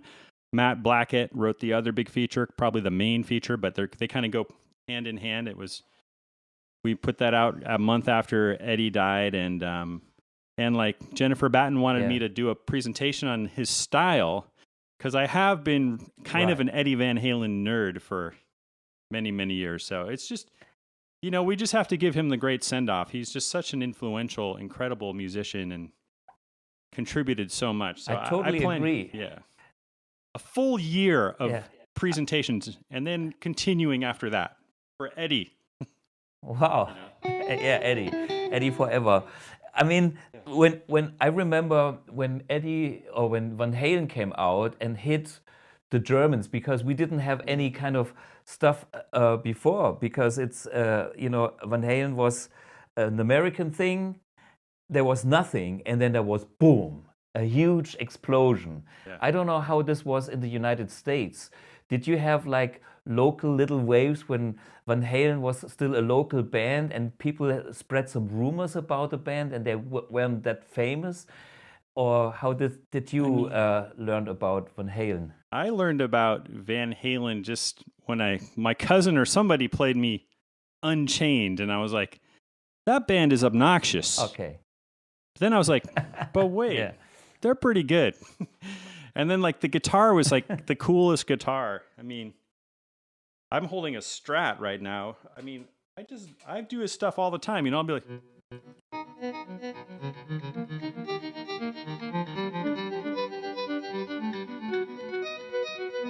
like he did that on a Stratocaster. And so I also have a Van Halen guitar, but like for me, just the sound was unbelievable. Everything that he would do, so many different approaches. And it's funny, right before the camera started rolling, you were talking about that you had played with Uli John Roth, another one of my heroes. Yeah. And, up until this year, I used to always try to play Sales of Sharon. I'd try to pick everything. I got to turn off that delay from the last thing, right? Well, the secret is like a. It's the hammer. Like I was studying Eddie Van Halen this year after he died, really getting into it. I mean, Right. I always knew that he would go. Get a slightly different.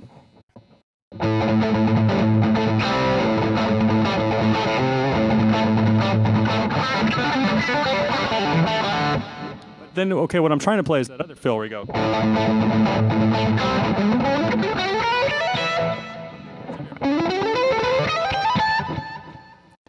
And he would do the pick note and then a hammer and then the upstroke. So we go. Another pick. Yeah. It's just a blues thing. And then I'm like, Yeah. that's how Uli does it. So finally, since age 12 years old, I can finally go. You know. I'm going to turn down just Yeah.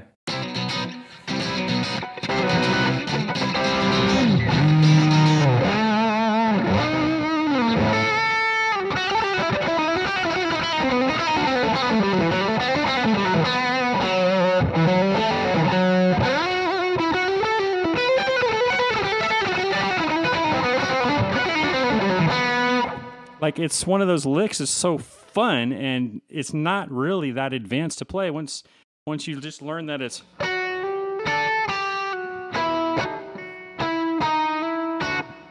And I know that Eddie Van Halen came out a year after that song because that one came out apparently in '77. But so that was just an interesting connection. But yeah, there's been a lot of Eddie Van Halen in my brain, which is leading to other things like Uli John Roth and so many different things. The thing about Uli was I played that song with Uli, and to kind of prepare myself, I learned that song and played all the Uli solo lines.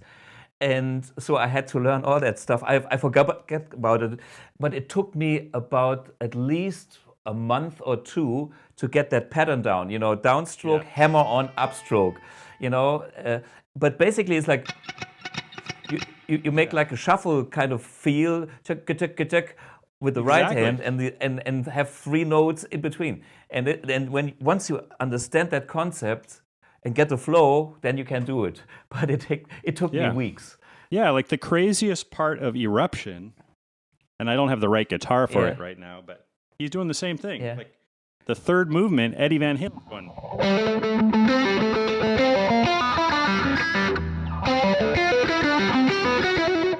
Da, da, da, da, da, da.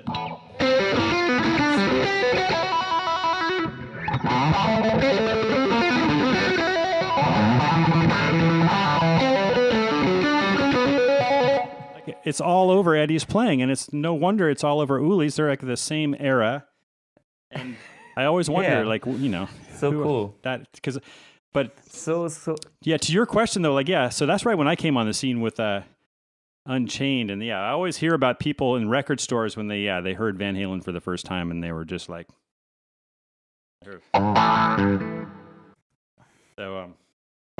so what other heroes would you name for your personal style? I mean, which are the guitar players that you personally enjoy the most? Is there any other names? Well, my first guitar hero ever was, I remember I had a friend, and I'd always ask him. I played acoustic guitar. I was like 8 years old or 9 years old, and I always ask him, "What's the number one song?" Because he was older and he knew everything. He was like, "Oh, this week it's Freak Out." Like, what? And he'd sing, "Oh, Freak Out." So just hearing him sing it sounded so cool. And I like went to the record store and bought it for like $4.99 on vinyl. Never heard the song before, and just fell in love with Nile Rodgers. Yeah.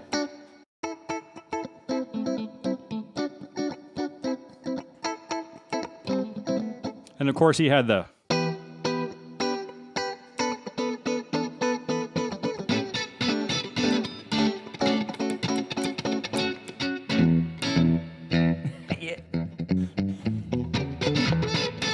Bernard Edwards, the great bass player, rest his soul. And that was my first guitar hero, but And I just recently had him on my podcast, which was incredible to have him. And we talked for like over an hour, and it was just, he was showing Nile all Rodgers, the examples. You had him on.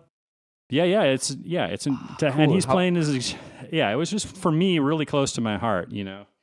Always wanted to get Eddie. At least I got my other favorite guitar player, but I mean, I also really love like the clean Strat stuff. I don't know, like David Gilmour. Love the Gilmour stuff, man. Yeah. Oh, and Mark Knopfler, man. Those are all my early guys, you know. Yeah. And then and the funk players and a little bit of jazz. Little Stevie Ray Vaughan. You want to know who your favorite guitar players are? Ask your mom. Like I was talking to my mom about it. She's like, Eddie Van Halen died. You were really into him. I was like, yeah, I was. And she's like, yeah, I remember you were also into that guy from Texas. That's how she remembered him. Stevie Ray Vaughan. Oh, yeah. Most definitely.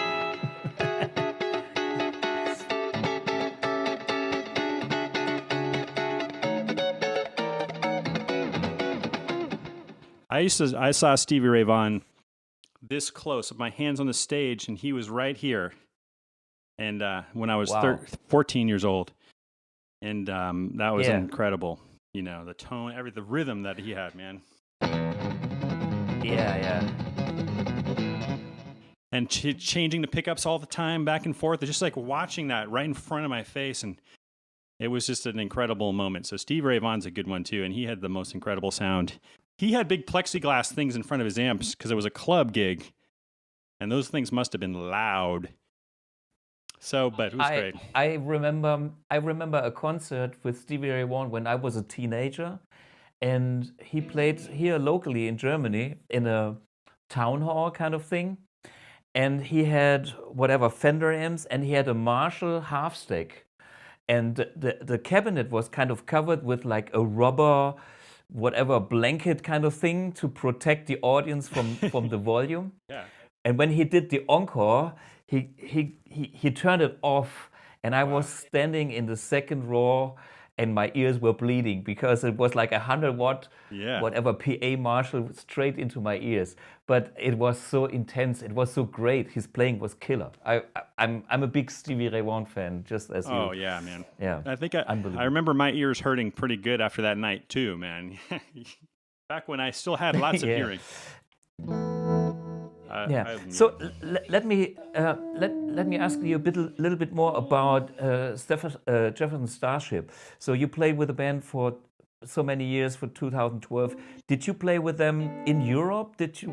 I know you played. We've been to many gigs in the States. Even now with the pandemic, I saw some gigs where you actually, I think, even used the Amp 1. Definitely used the Amp 1, and we did basically 2 shows since lockdown, both of them social distance. Right. One was the drive-in show where all the cars drive up to the stage, outside. And we did 2 shows in one night, and that was great. And I ran the Amp 1 through my Dr. Z 2x12 cabinet and also the Blue box. But this last one that we did, I think I sent you a clip of it. It's just an iPhone clip. That one was in Connecticut in a really nice big casino room, big theater. And I had the Marshall 4x12 TV, which is a little taller one. I think that stands for tall vintage.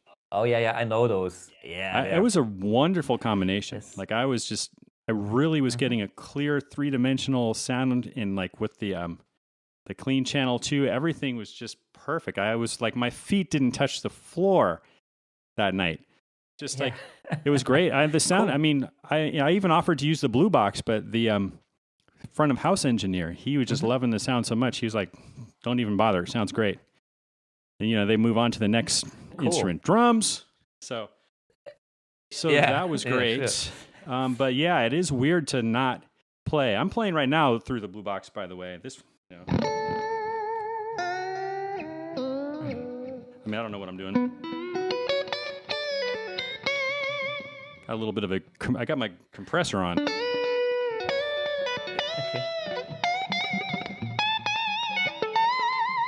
Sorry.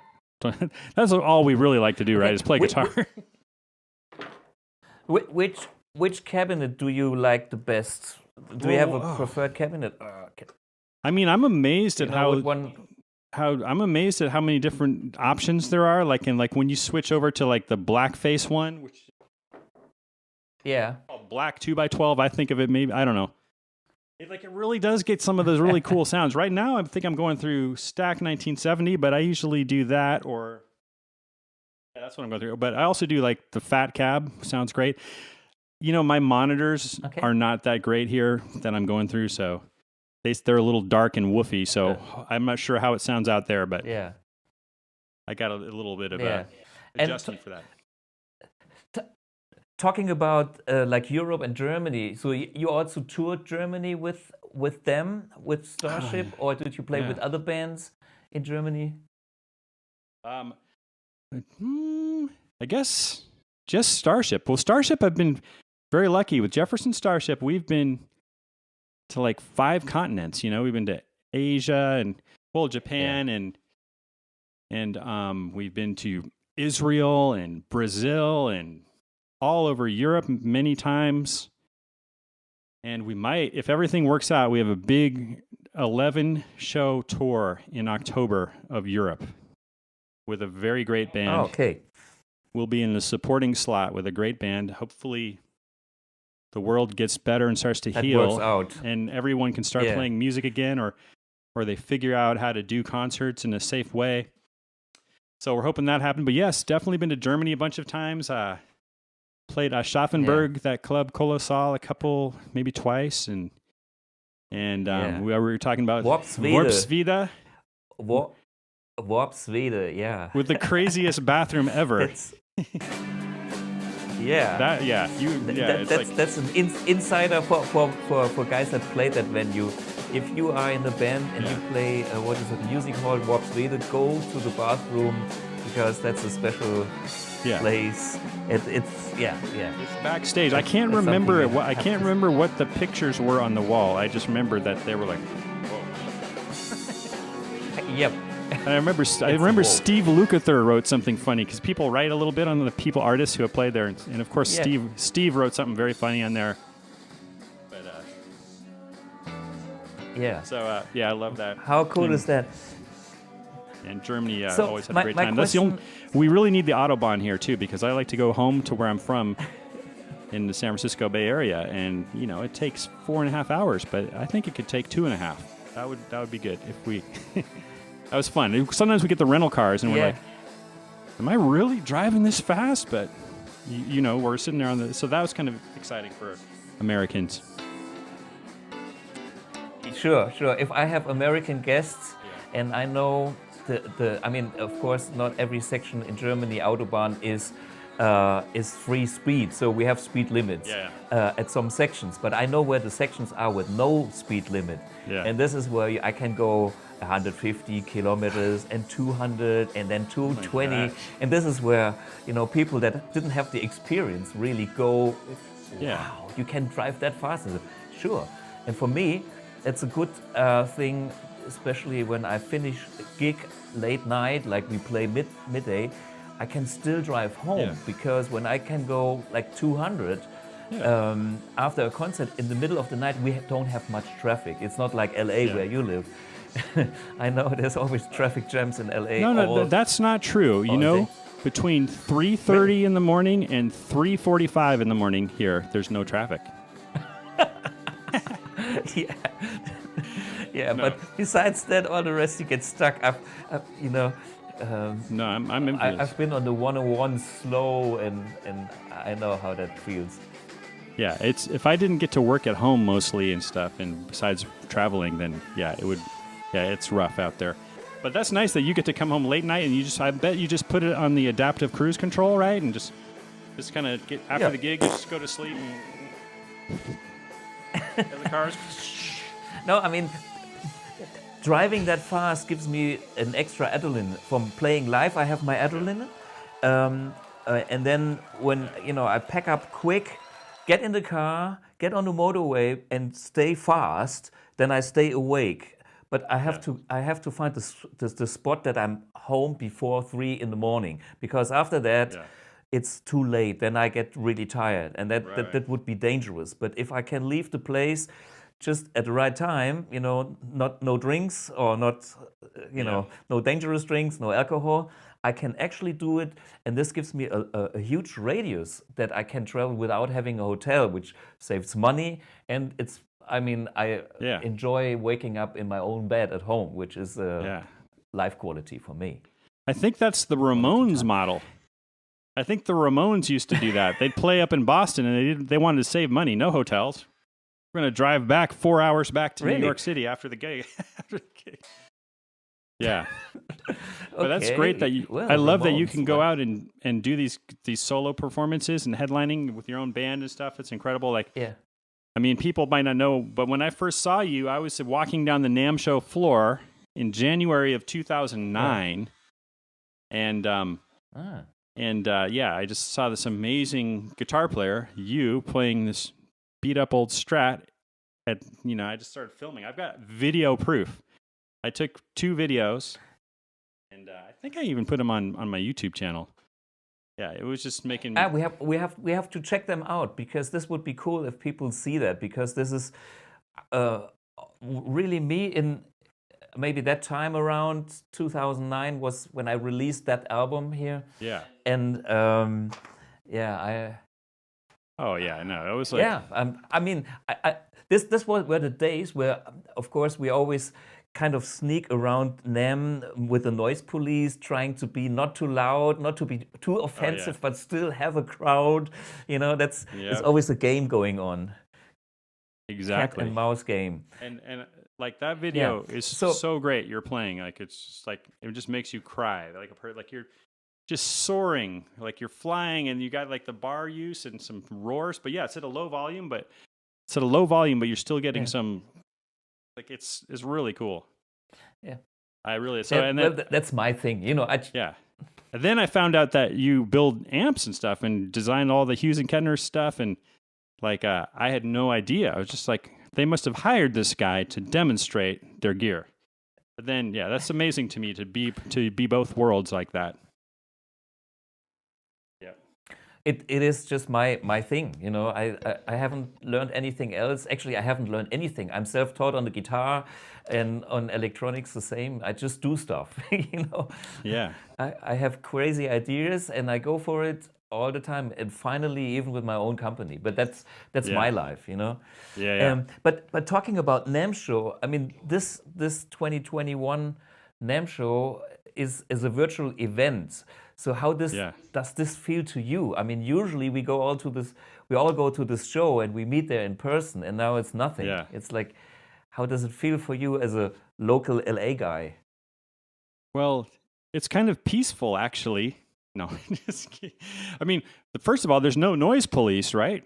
You can play as loud as you want because you're online virtually.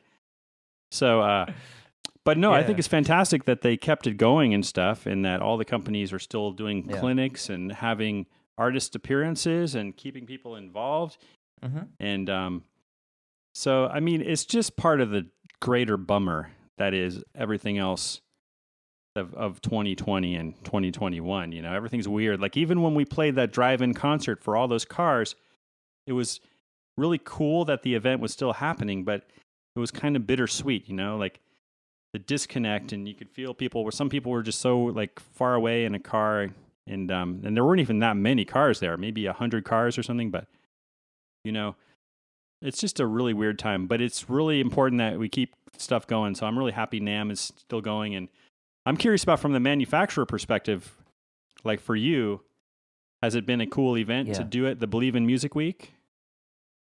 Yeah, I think it is. Yeah, anything that is still alive helps. Yeah. You know, and this is actually why I started to do my live streams, because when the COVID started and the pandemic didn't allow me to go anywhere else to perform or to do clinics in stores, I had nothing to do, you know? So I came up with the idea, I have to start a live stream. So now this is live stream number 40 already, every week, every Wednesday. I do my live stream here, and I'm very happy that I started that, because otherwise I would totally disconnect from the world, from other players, from other people, from fans, from customers, and I'm so happy that there is a modern technology that allows us to do stuff like that. Exactly. And, I'm happy about NAMM. Oh, good. I was going to say, yeah, I just had Andy Timmons on the show, and he's been doing a lot of live streams too every week. It's just some people have, it's very, and I see you doing them too. It's very cool that people have embraced it and made it a thing. It's like a new reality, and your stuff is really good. I learned a lot from it. Thank you. And talking about Andy Timmons, we also go back years, maybe decades, because he's been an Ibanez demonstrator for years.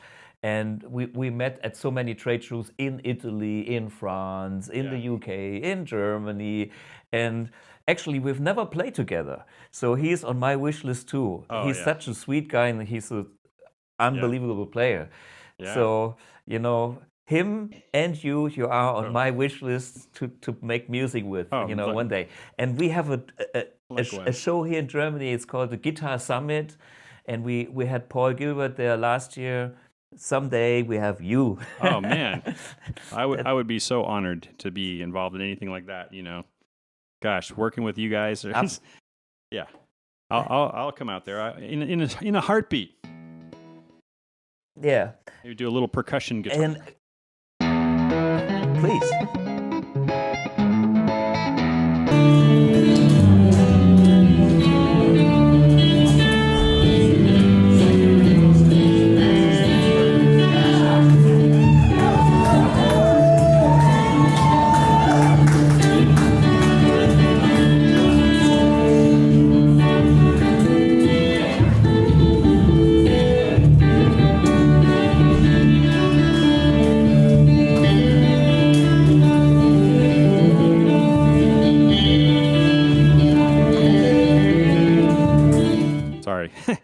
It's like compulsive, right?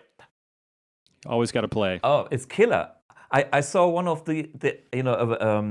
some video where you did this tapping percussion thing. Oh. Killer, unbelievable. Is there anything you want to show us? I mean, I think some of it is like a mixture of Van Halen and Marcus Miller and Flea from the Chili Peppers. He's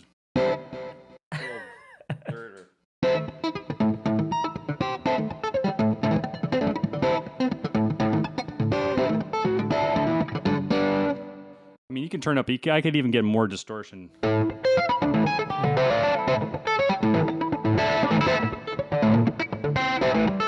You put it. It's fun with some cool pedals. It'd be like, you could be like Earth, Wind, and Fire. Yeah.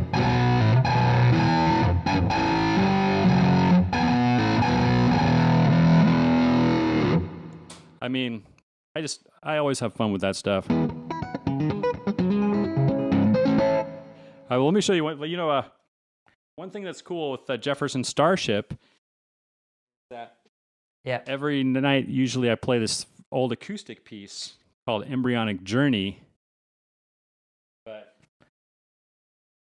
you play that on an acoustic guitar or on the electric? I usually play it on electric, and the original piece it's a Jorma Kaukonen acoustic piece, just beautiful.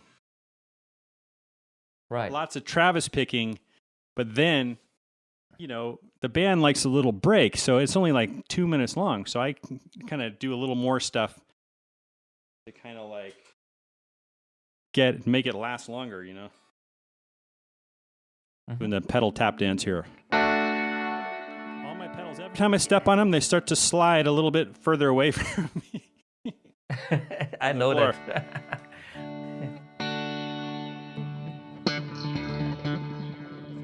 Hold notes or something.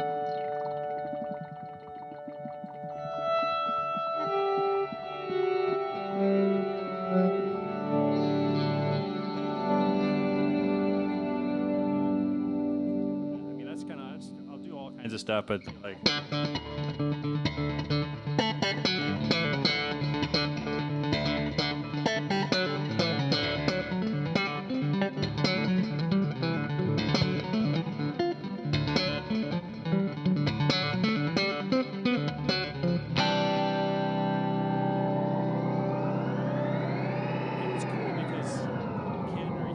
wanted me to do that, rest his soul. The guy who founded Jefferson Starship and Jefferson Airplane, and I think he liked to have this. Yeah. I think he liked to have the cigarette breaks.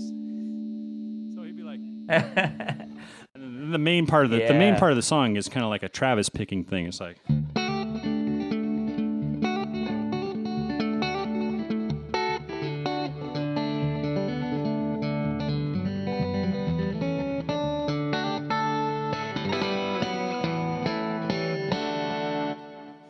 So that's a little fun percussive moment just to be able to do that and have that's a really fun band because the freedom for the guitar player, there's a room to like get crazy. It's got that. I was watching I was watching a few videos and I could see this is a nice band. They have the hits and they have the freedom for the musicians as well. So the band really sounds alive to me. You know, it's. I've been in bands where everything was way more strict, where you had to be kind of a soldier and perform exactly what was on the record. And I was so happy to have bands where I had more freedom, where I could be myself. And I mean, a guy like you have to have the freedom. Like, I mean, I love that you have Jimi Hendrix right behind you because that's the ultimate in guitar freedom. Like, if any of us are lucky enough to have a gig where we get to play guitar, if we can have just like a tiny bit of the freedom that Jimi Hendrix had, then we are very lucky. And then, a band like Jefferson Starship, a little bit more freedom. Or your solo gigs, or just. But I could feel the vibe when I was watching some of the Jefferson Starship videos that I've seen with you, that they appreciate this kind of personality in the band, that they give you the freedom. So you can hear. I have the feeling, I don't know the guys, but my feeling is that they are nice people and they are real honest musicians, and it's not about the money only. It's it's about the music. Yes. And I have a very good feeling about that band. You're right. I mean, it's a wonderful people, wonderful vibe, very fun. Like anything goes as part of the show. Like one thing I like about the Amp 1 is the reverb for the beginning of White Rabbit, the famous song. Like Kathy, our singer, like she, right. Like if people don't remember the beginning, it's like I'll turn off that compressor.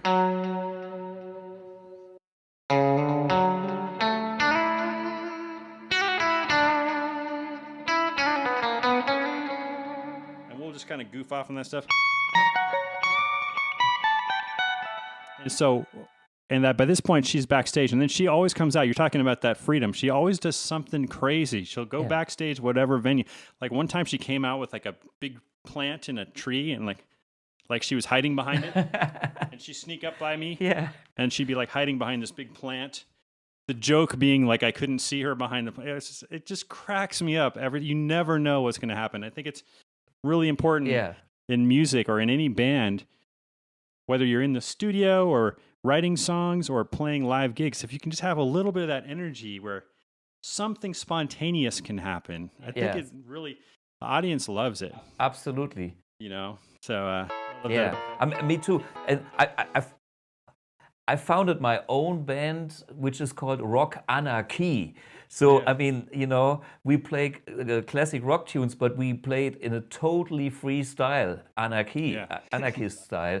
And so, this is the reason why we love to play that music freestyle. Everybody is, I have you playing in that band one day. You will experience it, and you will feel it, and you have all the freedom. But you don't need me. So this is my official. But I would love to. No, but I do my thing. But for me, it's interesting to have other people guesting, because you would do something else with that same song. And for me it's so interesting. I can have a beer, but have somebody do it. I played with so many people in that band, from also famous bands, and for me it's a pleasure to watch what a personality can do with that song. And Yeah, I've seen some of the so videos. cool. It looks like an amazing band, amazing experience for anyone who loves live music, and so inspiring. I just really hope that all these things can start happening again. It seems like a distant dream. Yeah, so I know, but hey, my I'm praying for it, and it will be at the end of the year. We'll be back normal. That's my hopes, and I think so. I'm in positive thinking. So all will be good. Let me ask you a little bit more about the LA scene. I mean, you live in West Hollywood, or where was it? Yeah, West Hollywood, Central LA, kind of. Yeah. Right? Yeah. I call it Helicopterville. Helicopterville. I wonder if, I know. You know, there's a helicopter on my podcast that I pretend to get into the helicopter and go to people. And I wonder if that was maybe inspired by all the helicopters over Central LA, police copters. But I think what it was that when I do an episode, I don't want to have music. I don't want theme music that everybody hears every week, you know, because there's a new musician every week. I want to play their music. So I didn't want a musical thing. So I just figured I'll just use a helicopter sound. And it also is like symbolizes traveling to their studio. But now we're using Zoom. Right. But like, you know. So, but to answer your question, yes, Central LA, the wild part. And the scene. Yeah, and what about the scene? I mean, I know there's some people living in the valley, and from what I learned about LA is like I visited Carl Verheyen. I was at Tim Pierce's place. I was at Dave Friedman, the amp builder, and some other. But this all seems to be in one side of LA, and all the Anaheim Convention Center side is nobody lives down there. Am I wrong, or is it that way?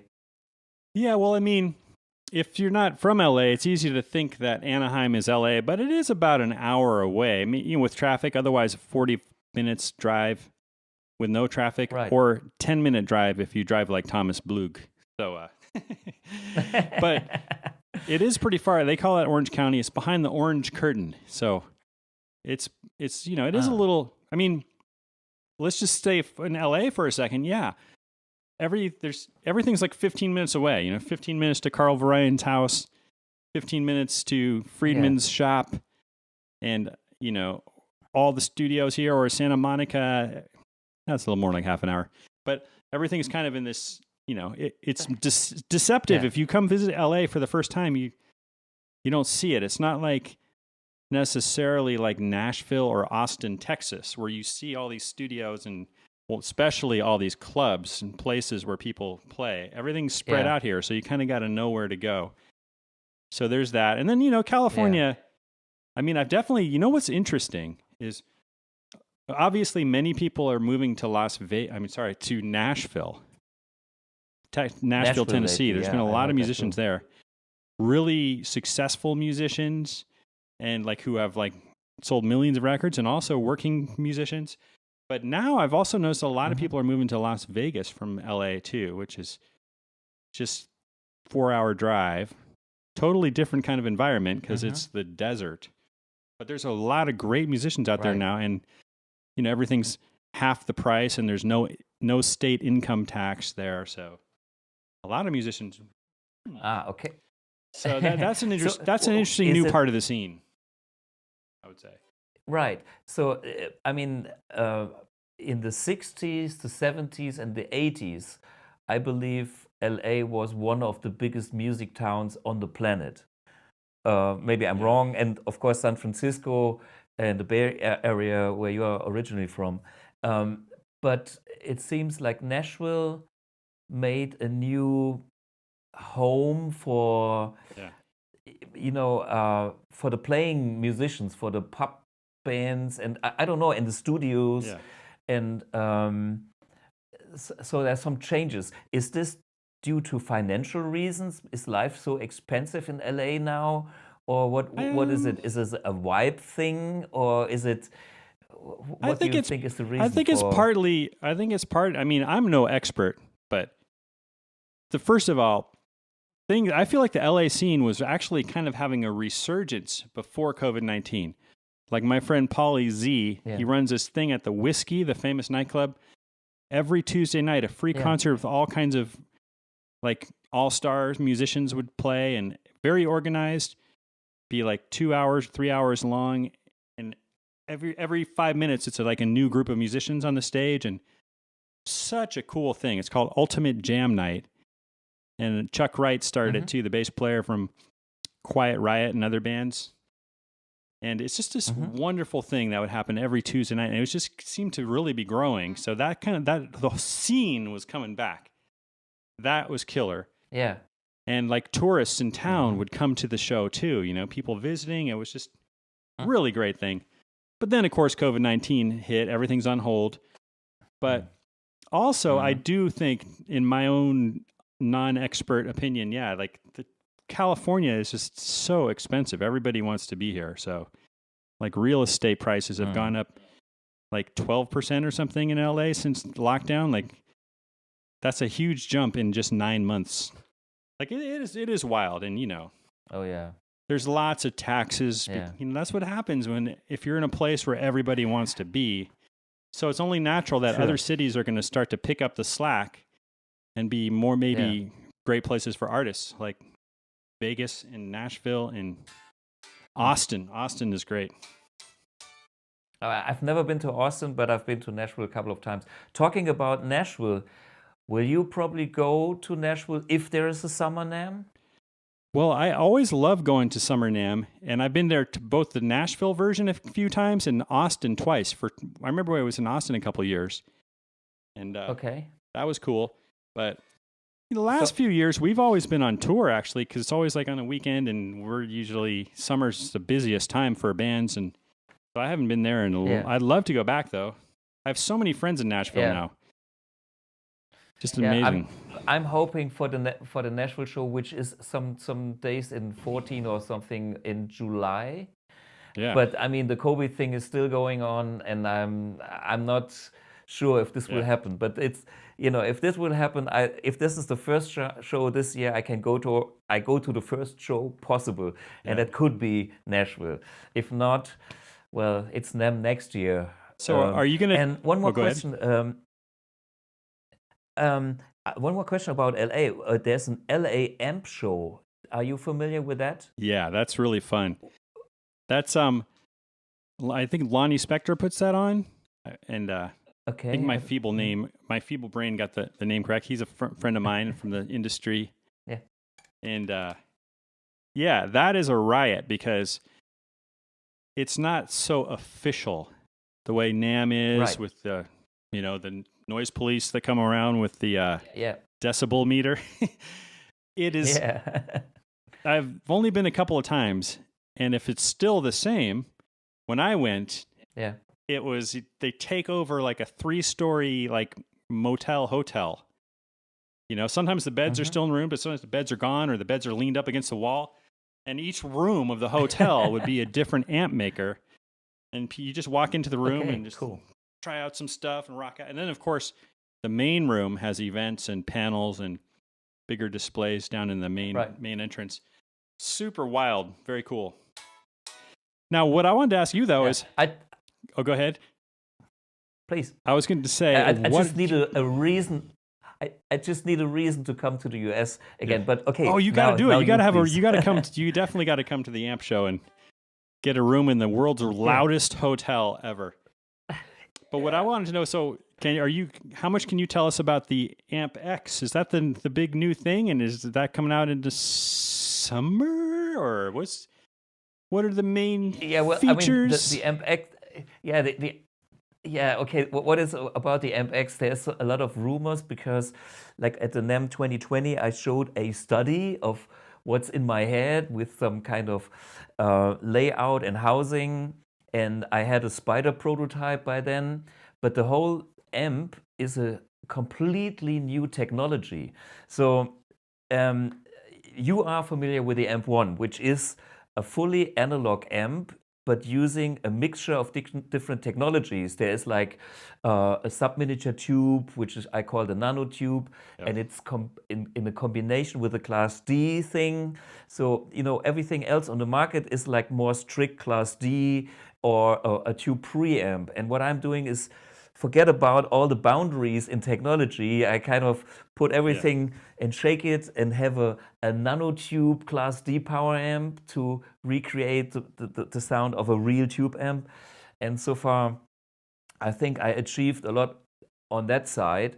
Definitely. And now I go totally crazy and thought, man, I want to make an amp that is fully analog, digitally controlled, being able to replicate any thinkable amp, just like a whatever Kemper or any other digital modeling device. But yeah, and my problem is I know it works because I already have done the Spider prototype and some parts of the PCBs and stuff, but it's so complex.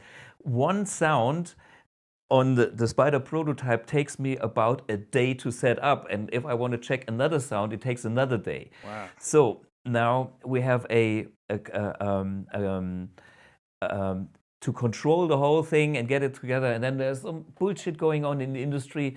A codec manufacturer, AKM, is the factory burned down.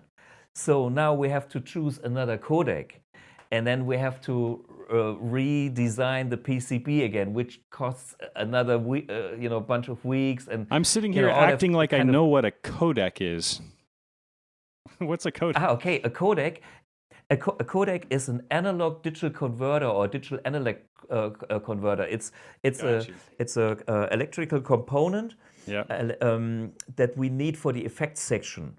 And of course, if you use that component and you design the whole thing for that chip, which has so many pins, and then you have to use another one which is not compatible on the pin side, you have to kind of start your layout again, and it's complex anyway. And but the thing on this amp is, if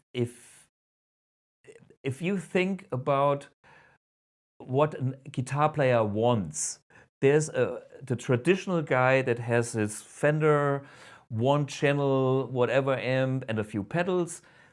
That's perfect. That's nice. I love it because it's a concept of playing the guitar. There's nothing wrong about that. On the other hand, there's like more and more pedals coming into life because we want the versatility and stuff like this. This is something why I designed the Amp 1, because it's a pedal amp that fits on your pedal board. And so I don't have my big head and my pedal board, so I have only a pedal board and the amp on the pedal board. And now the next logical progression in that kind of line to me is like integrate all the effects pedals and having different amps in one pedal. Right. And that's the big master project I'm working on. And like I guess maybe has like the blue box and the IRs on board too, kind of. 5. It has 5 blue boxes in there. It has a 16-core DSP in there. Wow. And it's like, this is like, this is my show-off thing, electronic. It will not look like it's a flashy thing, but what's under the hood, if I will explain it in depth to some people, they will go, this is unbelievable. But for the player, it's about, take this thing on the road, you got everything you need, you're all set, you can go straight to the PA system, you can go straight to the cabinet. If you want to make a wet-dry system, you can do that. If you want to do wet-dry-wet, if you want to do stereo, you can do that. If you want to do classic mono, and you can have it as simple as you like or as complex as you like. And it's my approach to Well, I'm such a fan of the stuff you do. I was gonna say, I know it's going to be good, and it'll be easy to use, and it'll get all the tasty tones and all the it's gonna. I can't wait to try it out. It is about the tasty tones in the end. I mean, if it doesn't sound right, I don't do it. And I'm so, I'm so curious to get it to the level where I can actually show it on the live stream, or even better at the show, and then finally to show it to you and other guys. And this is on. This will happen this year sometime. I'm working for this every day. Cool. Well, I didn't know how much you could talk about. Now. So I'm really glad to get an update. Thank you. I was really wondering, and sounds like we're even closer than I thought. So I'm psyched to check it out. Yes. Yeah, I mean, this is why I want to come to LA NAMM Show. I need a deadline to be at some show. Yes. So I didn't make it to NAMM this year, but so the next show I want to have this with me and show it. Yes. So, you're like a journalist. This is on my wish list. Like me being a guitar journalist, or we always need a deadline. Deadline is key. Yep, absolutely. Yeah. So okay, talking about deadlines, I'm having a deadline, hopefully, to see you this year. Yes, man, I hope so too. Somewhere in the States or somewhere on the planet. Yes. And we talk more when we meet in person. Absolutely. And like I said, hopefully this thing comes in October and I will see you in Germany for sure. Cannot wait. Really look forward to it. Okay. Yeah. So, hey, Jude, it's been a big pleasure to have you on the live stream, and all the best, and hope to see you soon. Thank you, Thomas, and like the honor is seriously all mine, and I have just infinite respect, and I want to be like you when I grow up for sure. So I thank you. No. All right. Thank you, man. Cheers. Cheers. Okay. Auf Wiedersehen. Cheers. Auf Wiedersehen, yeah.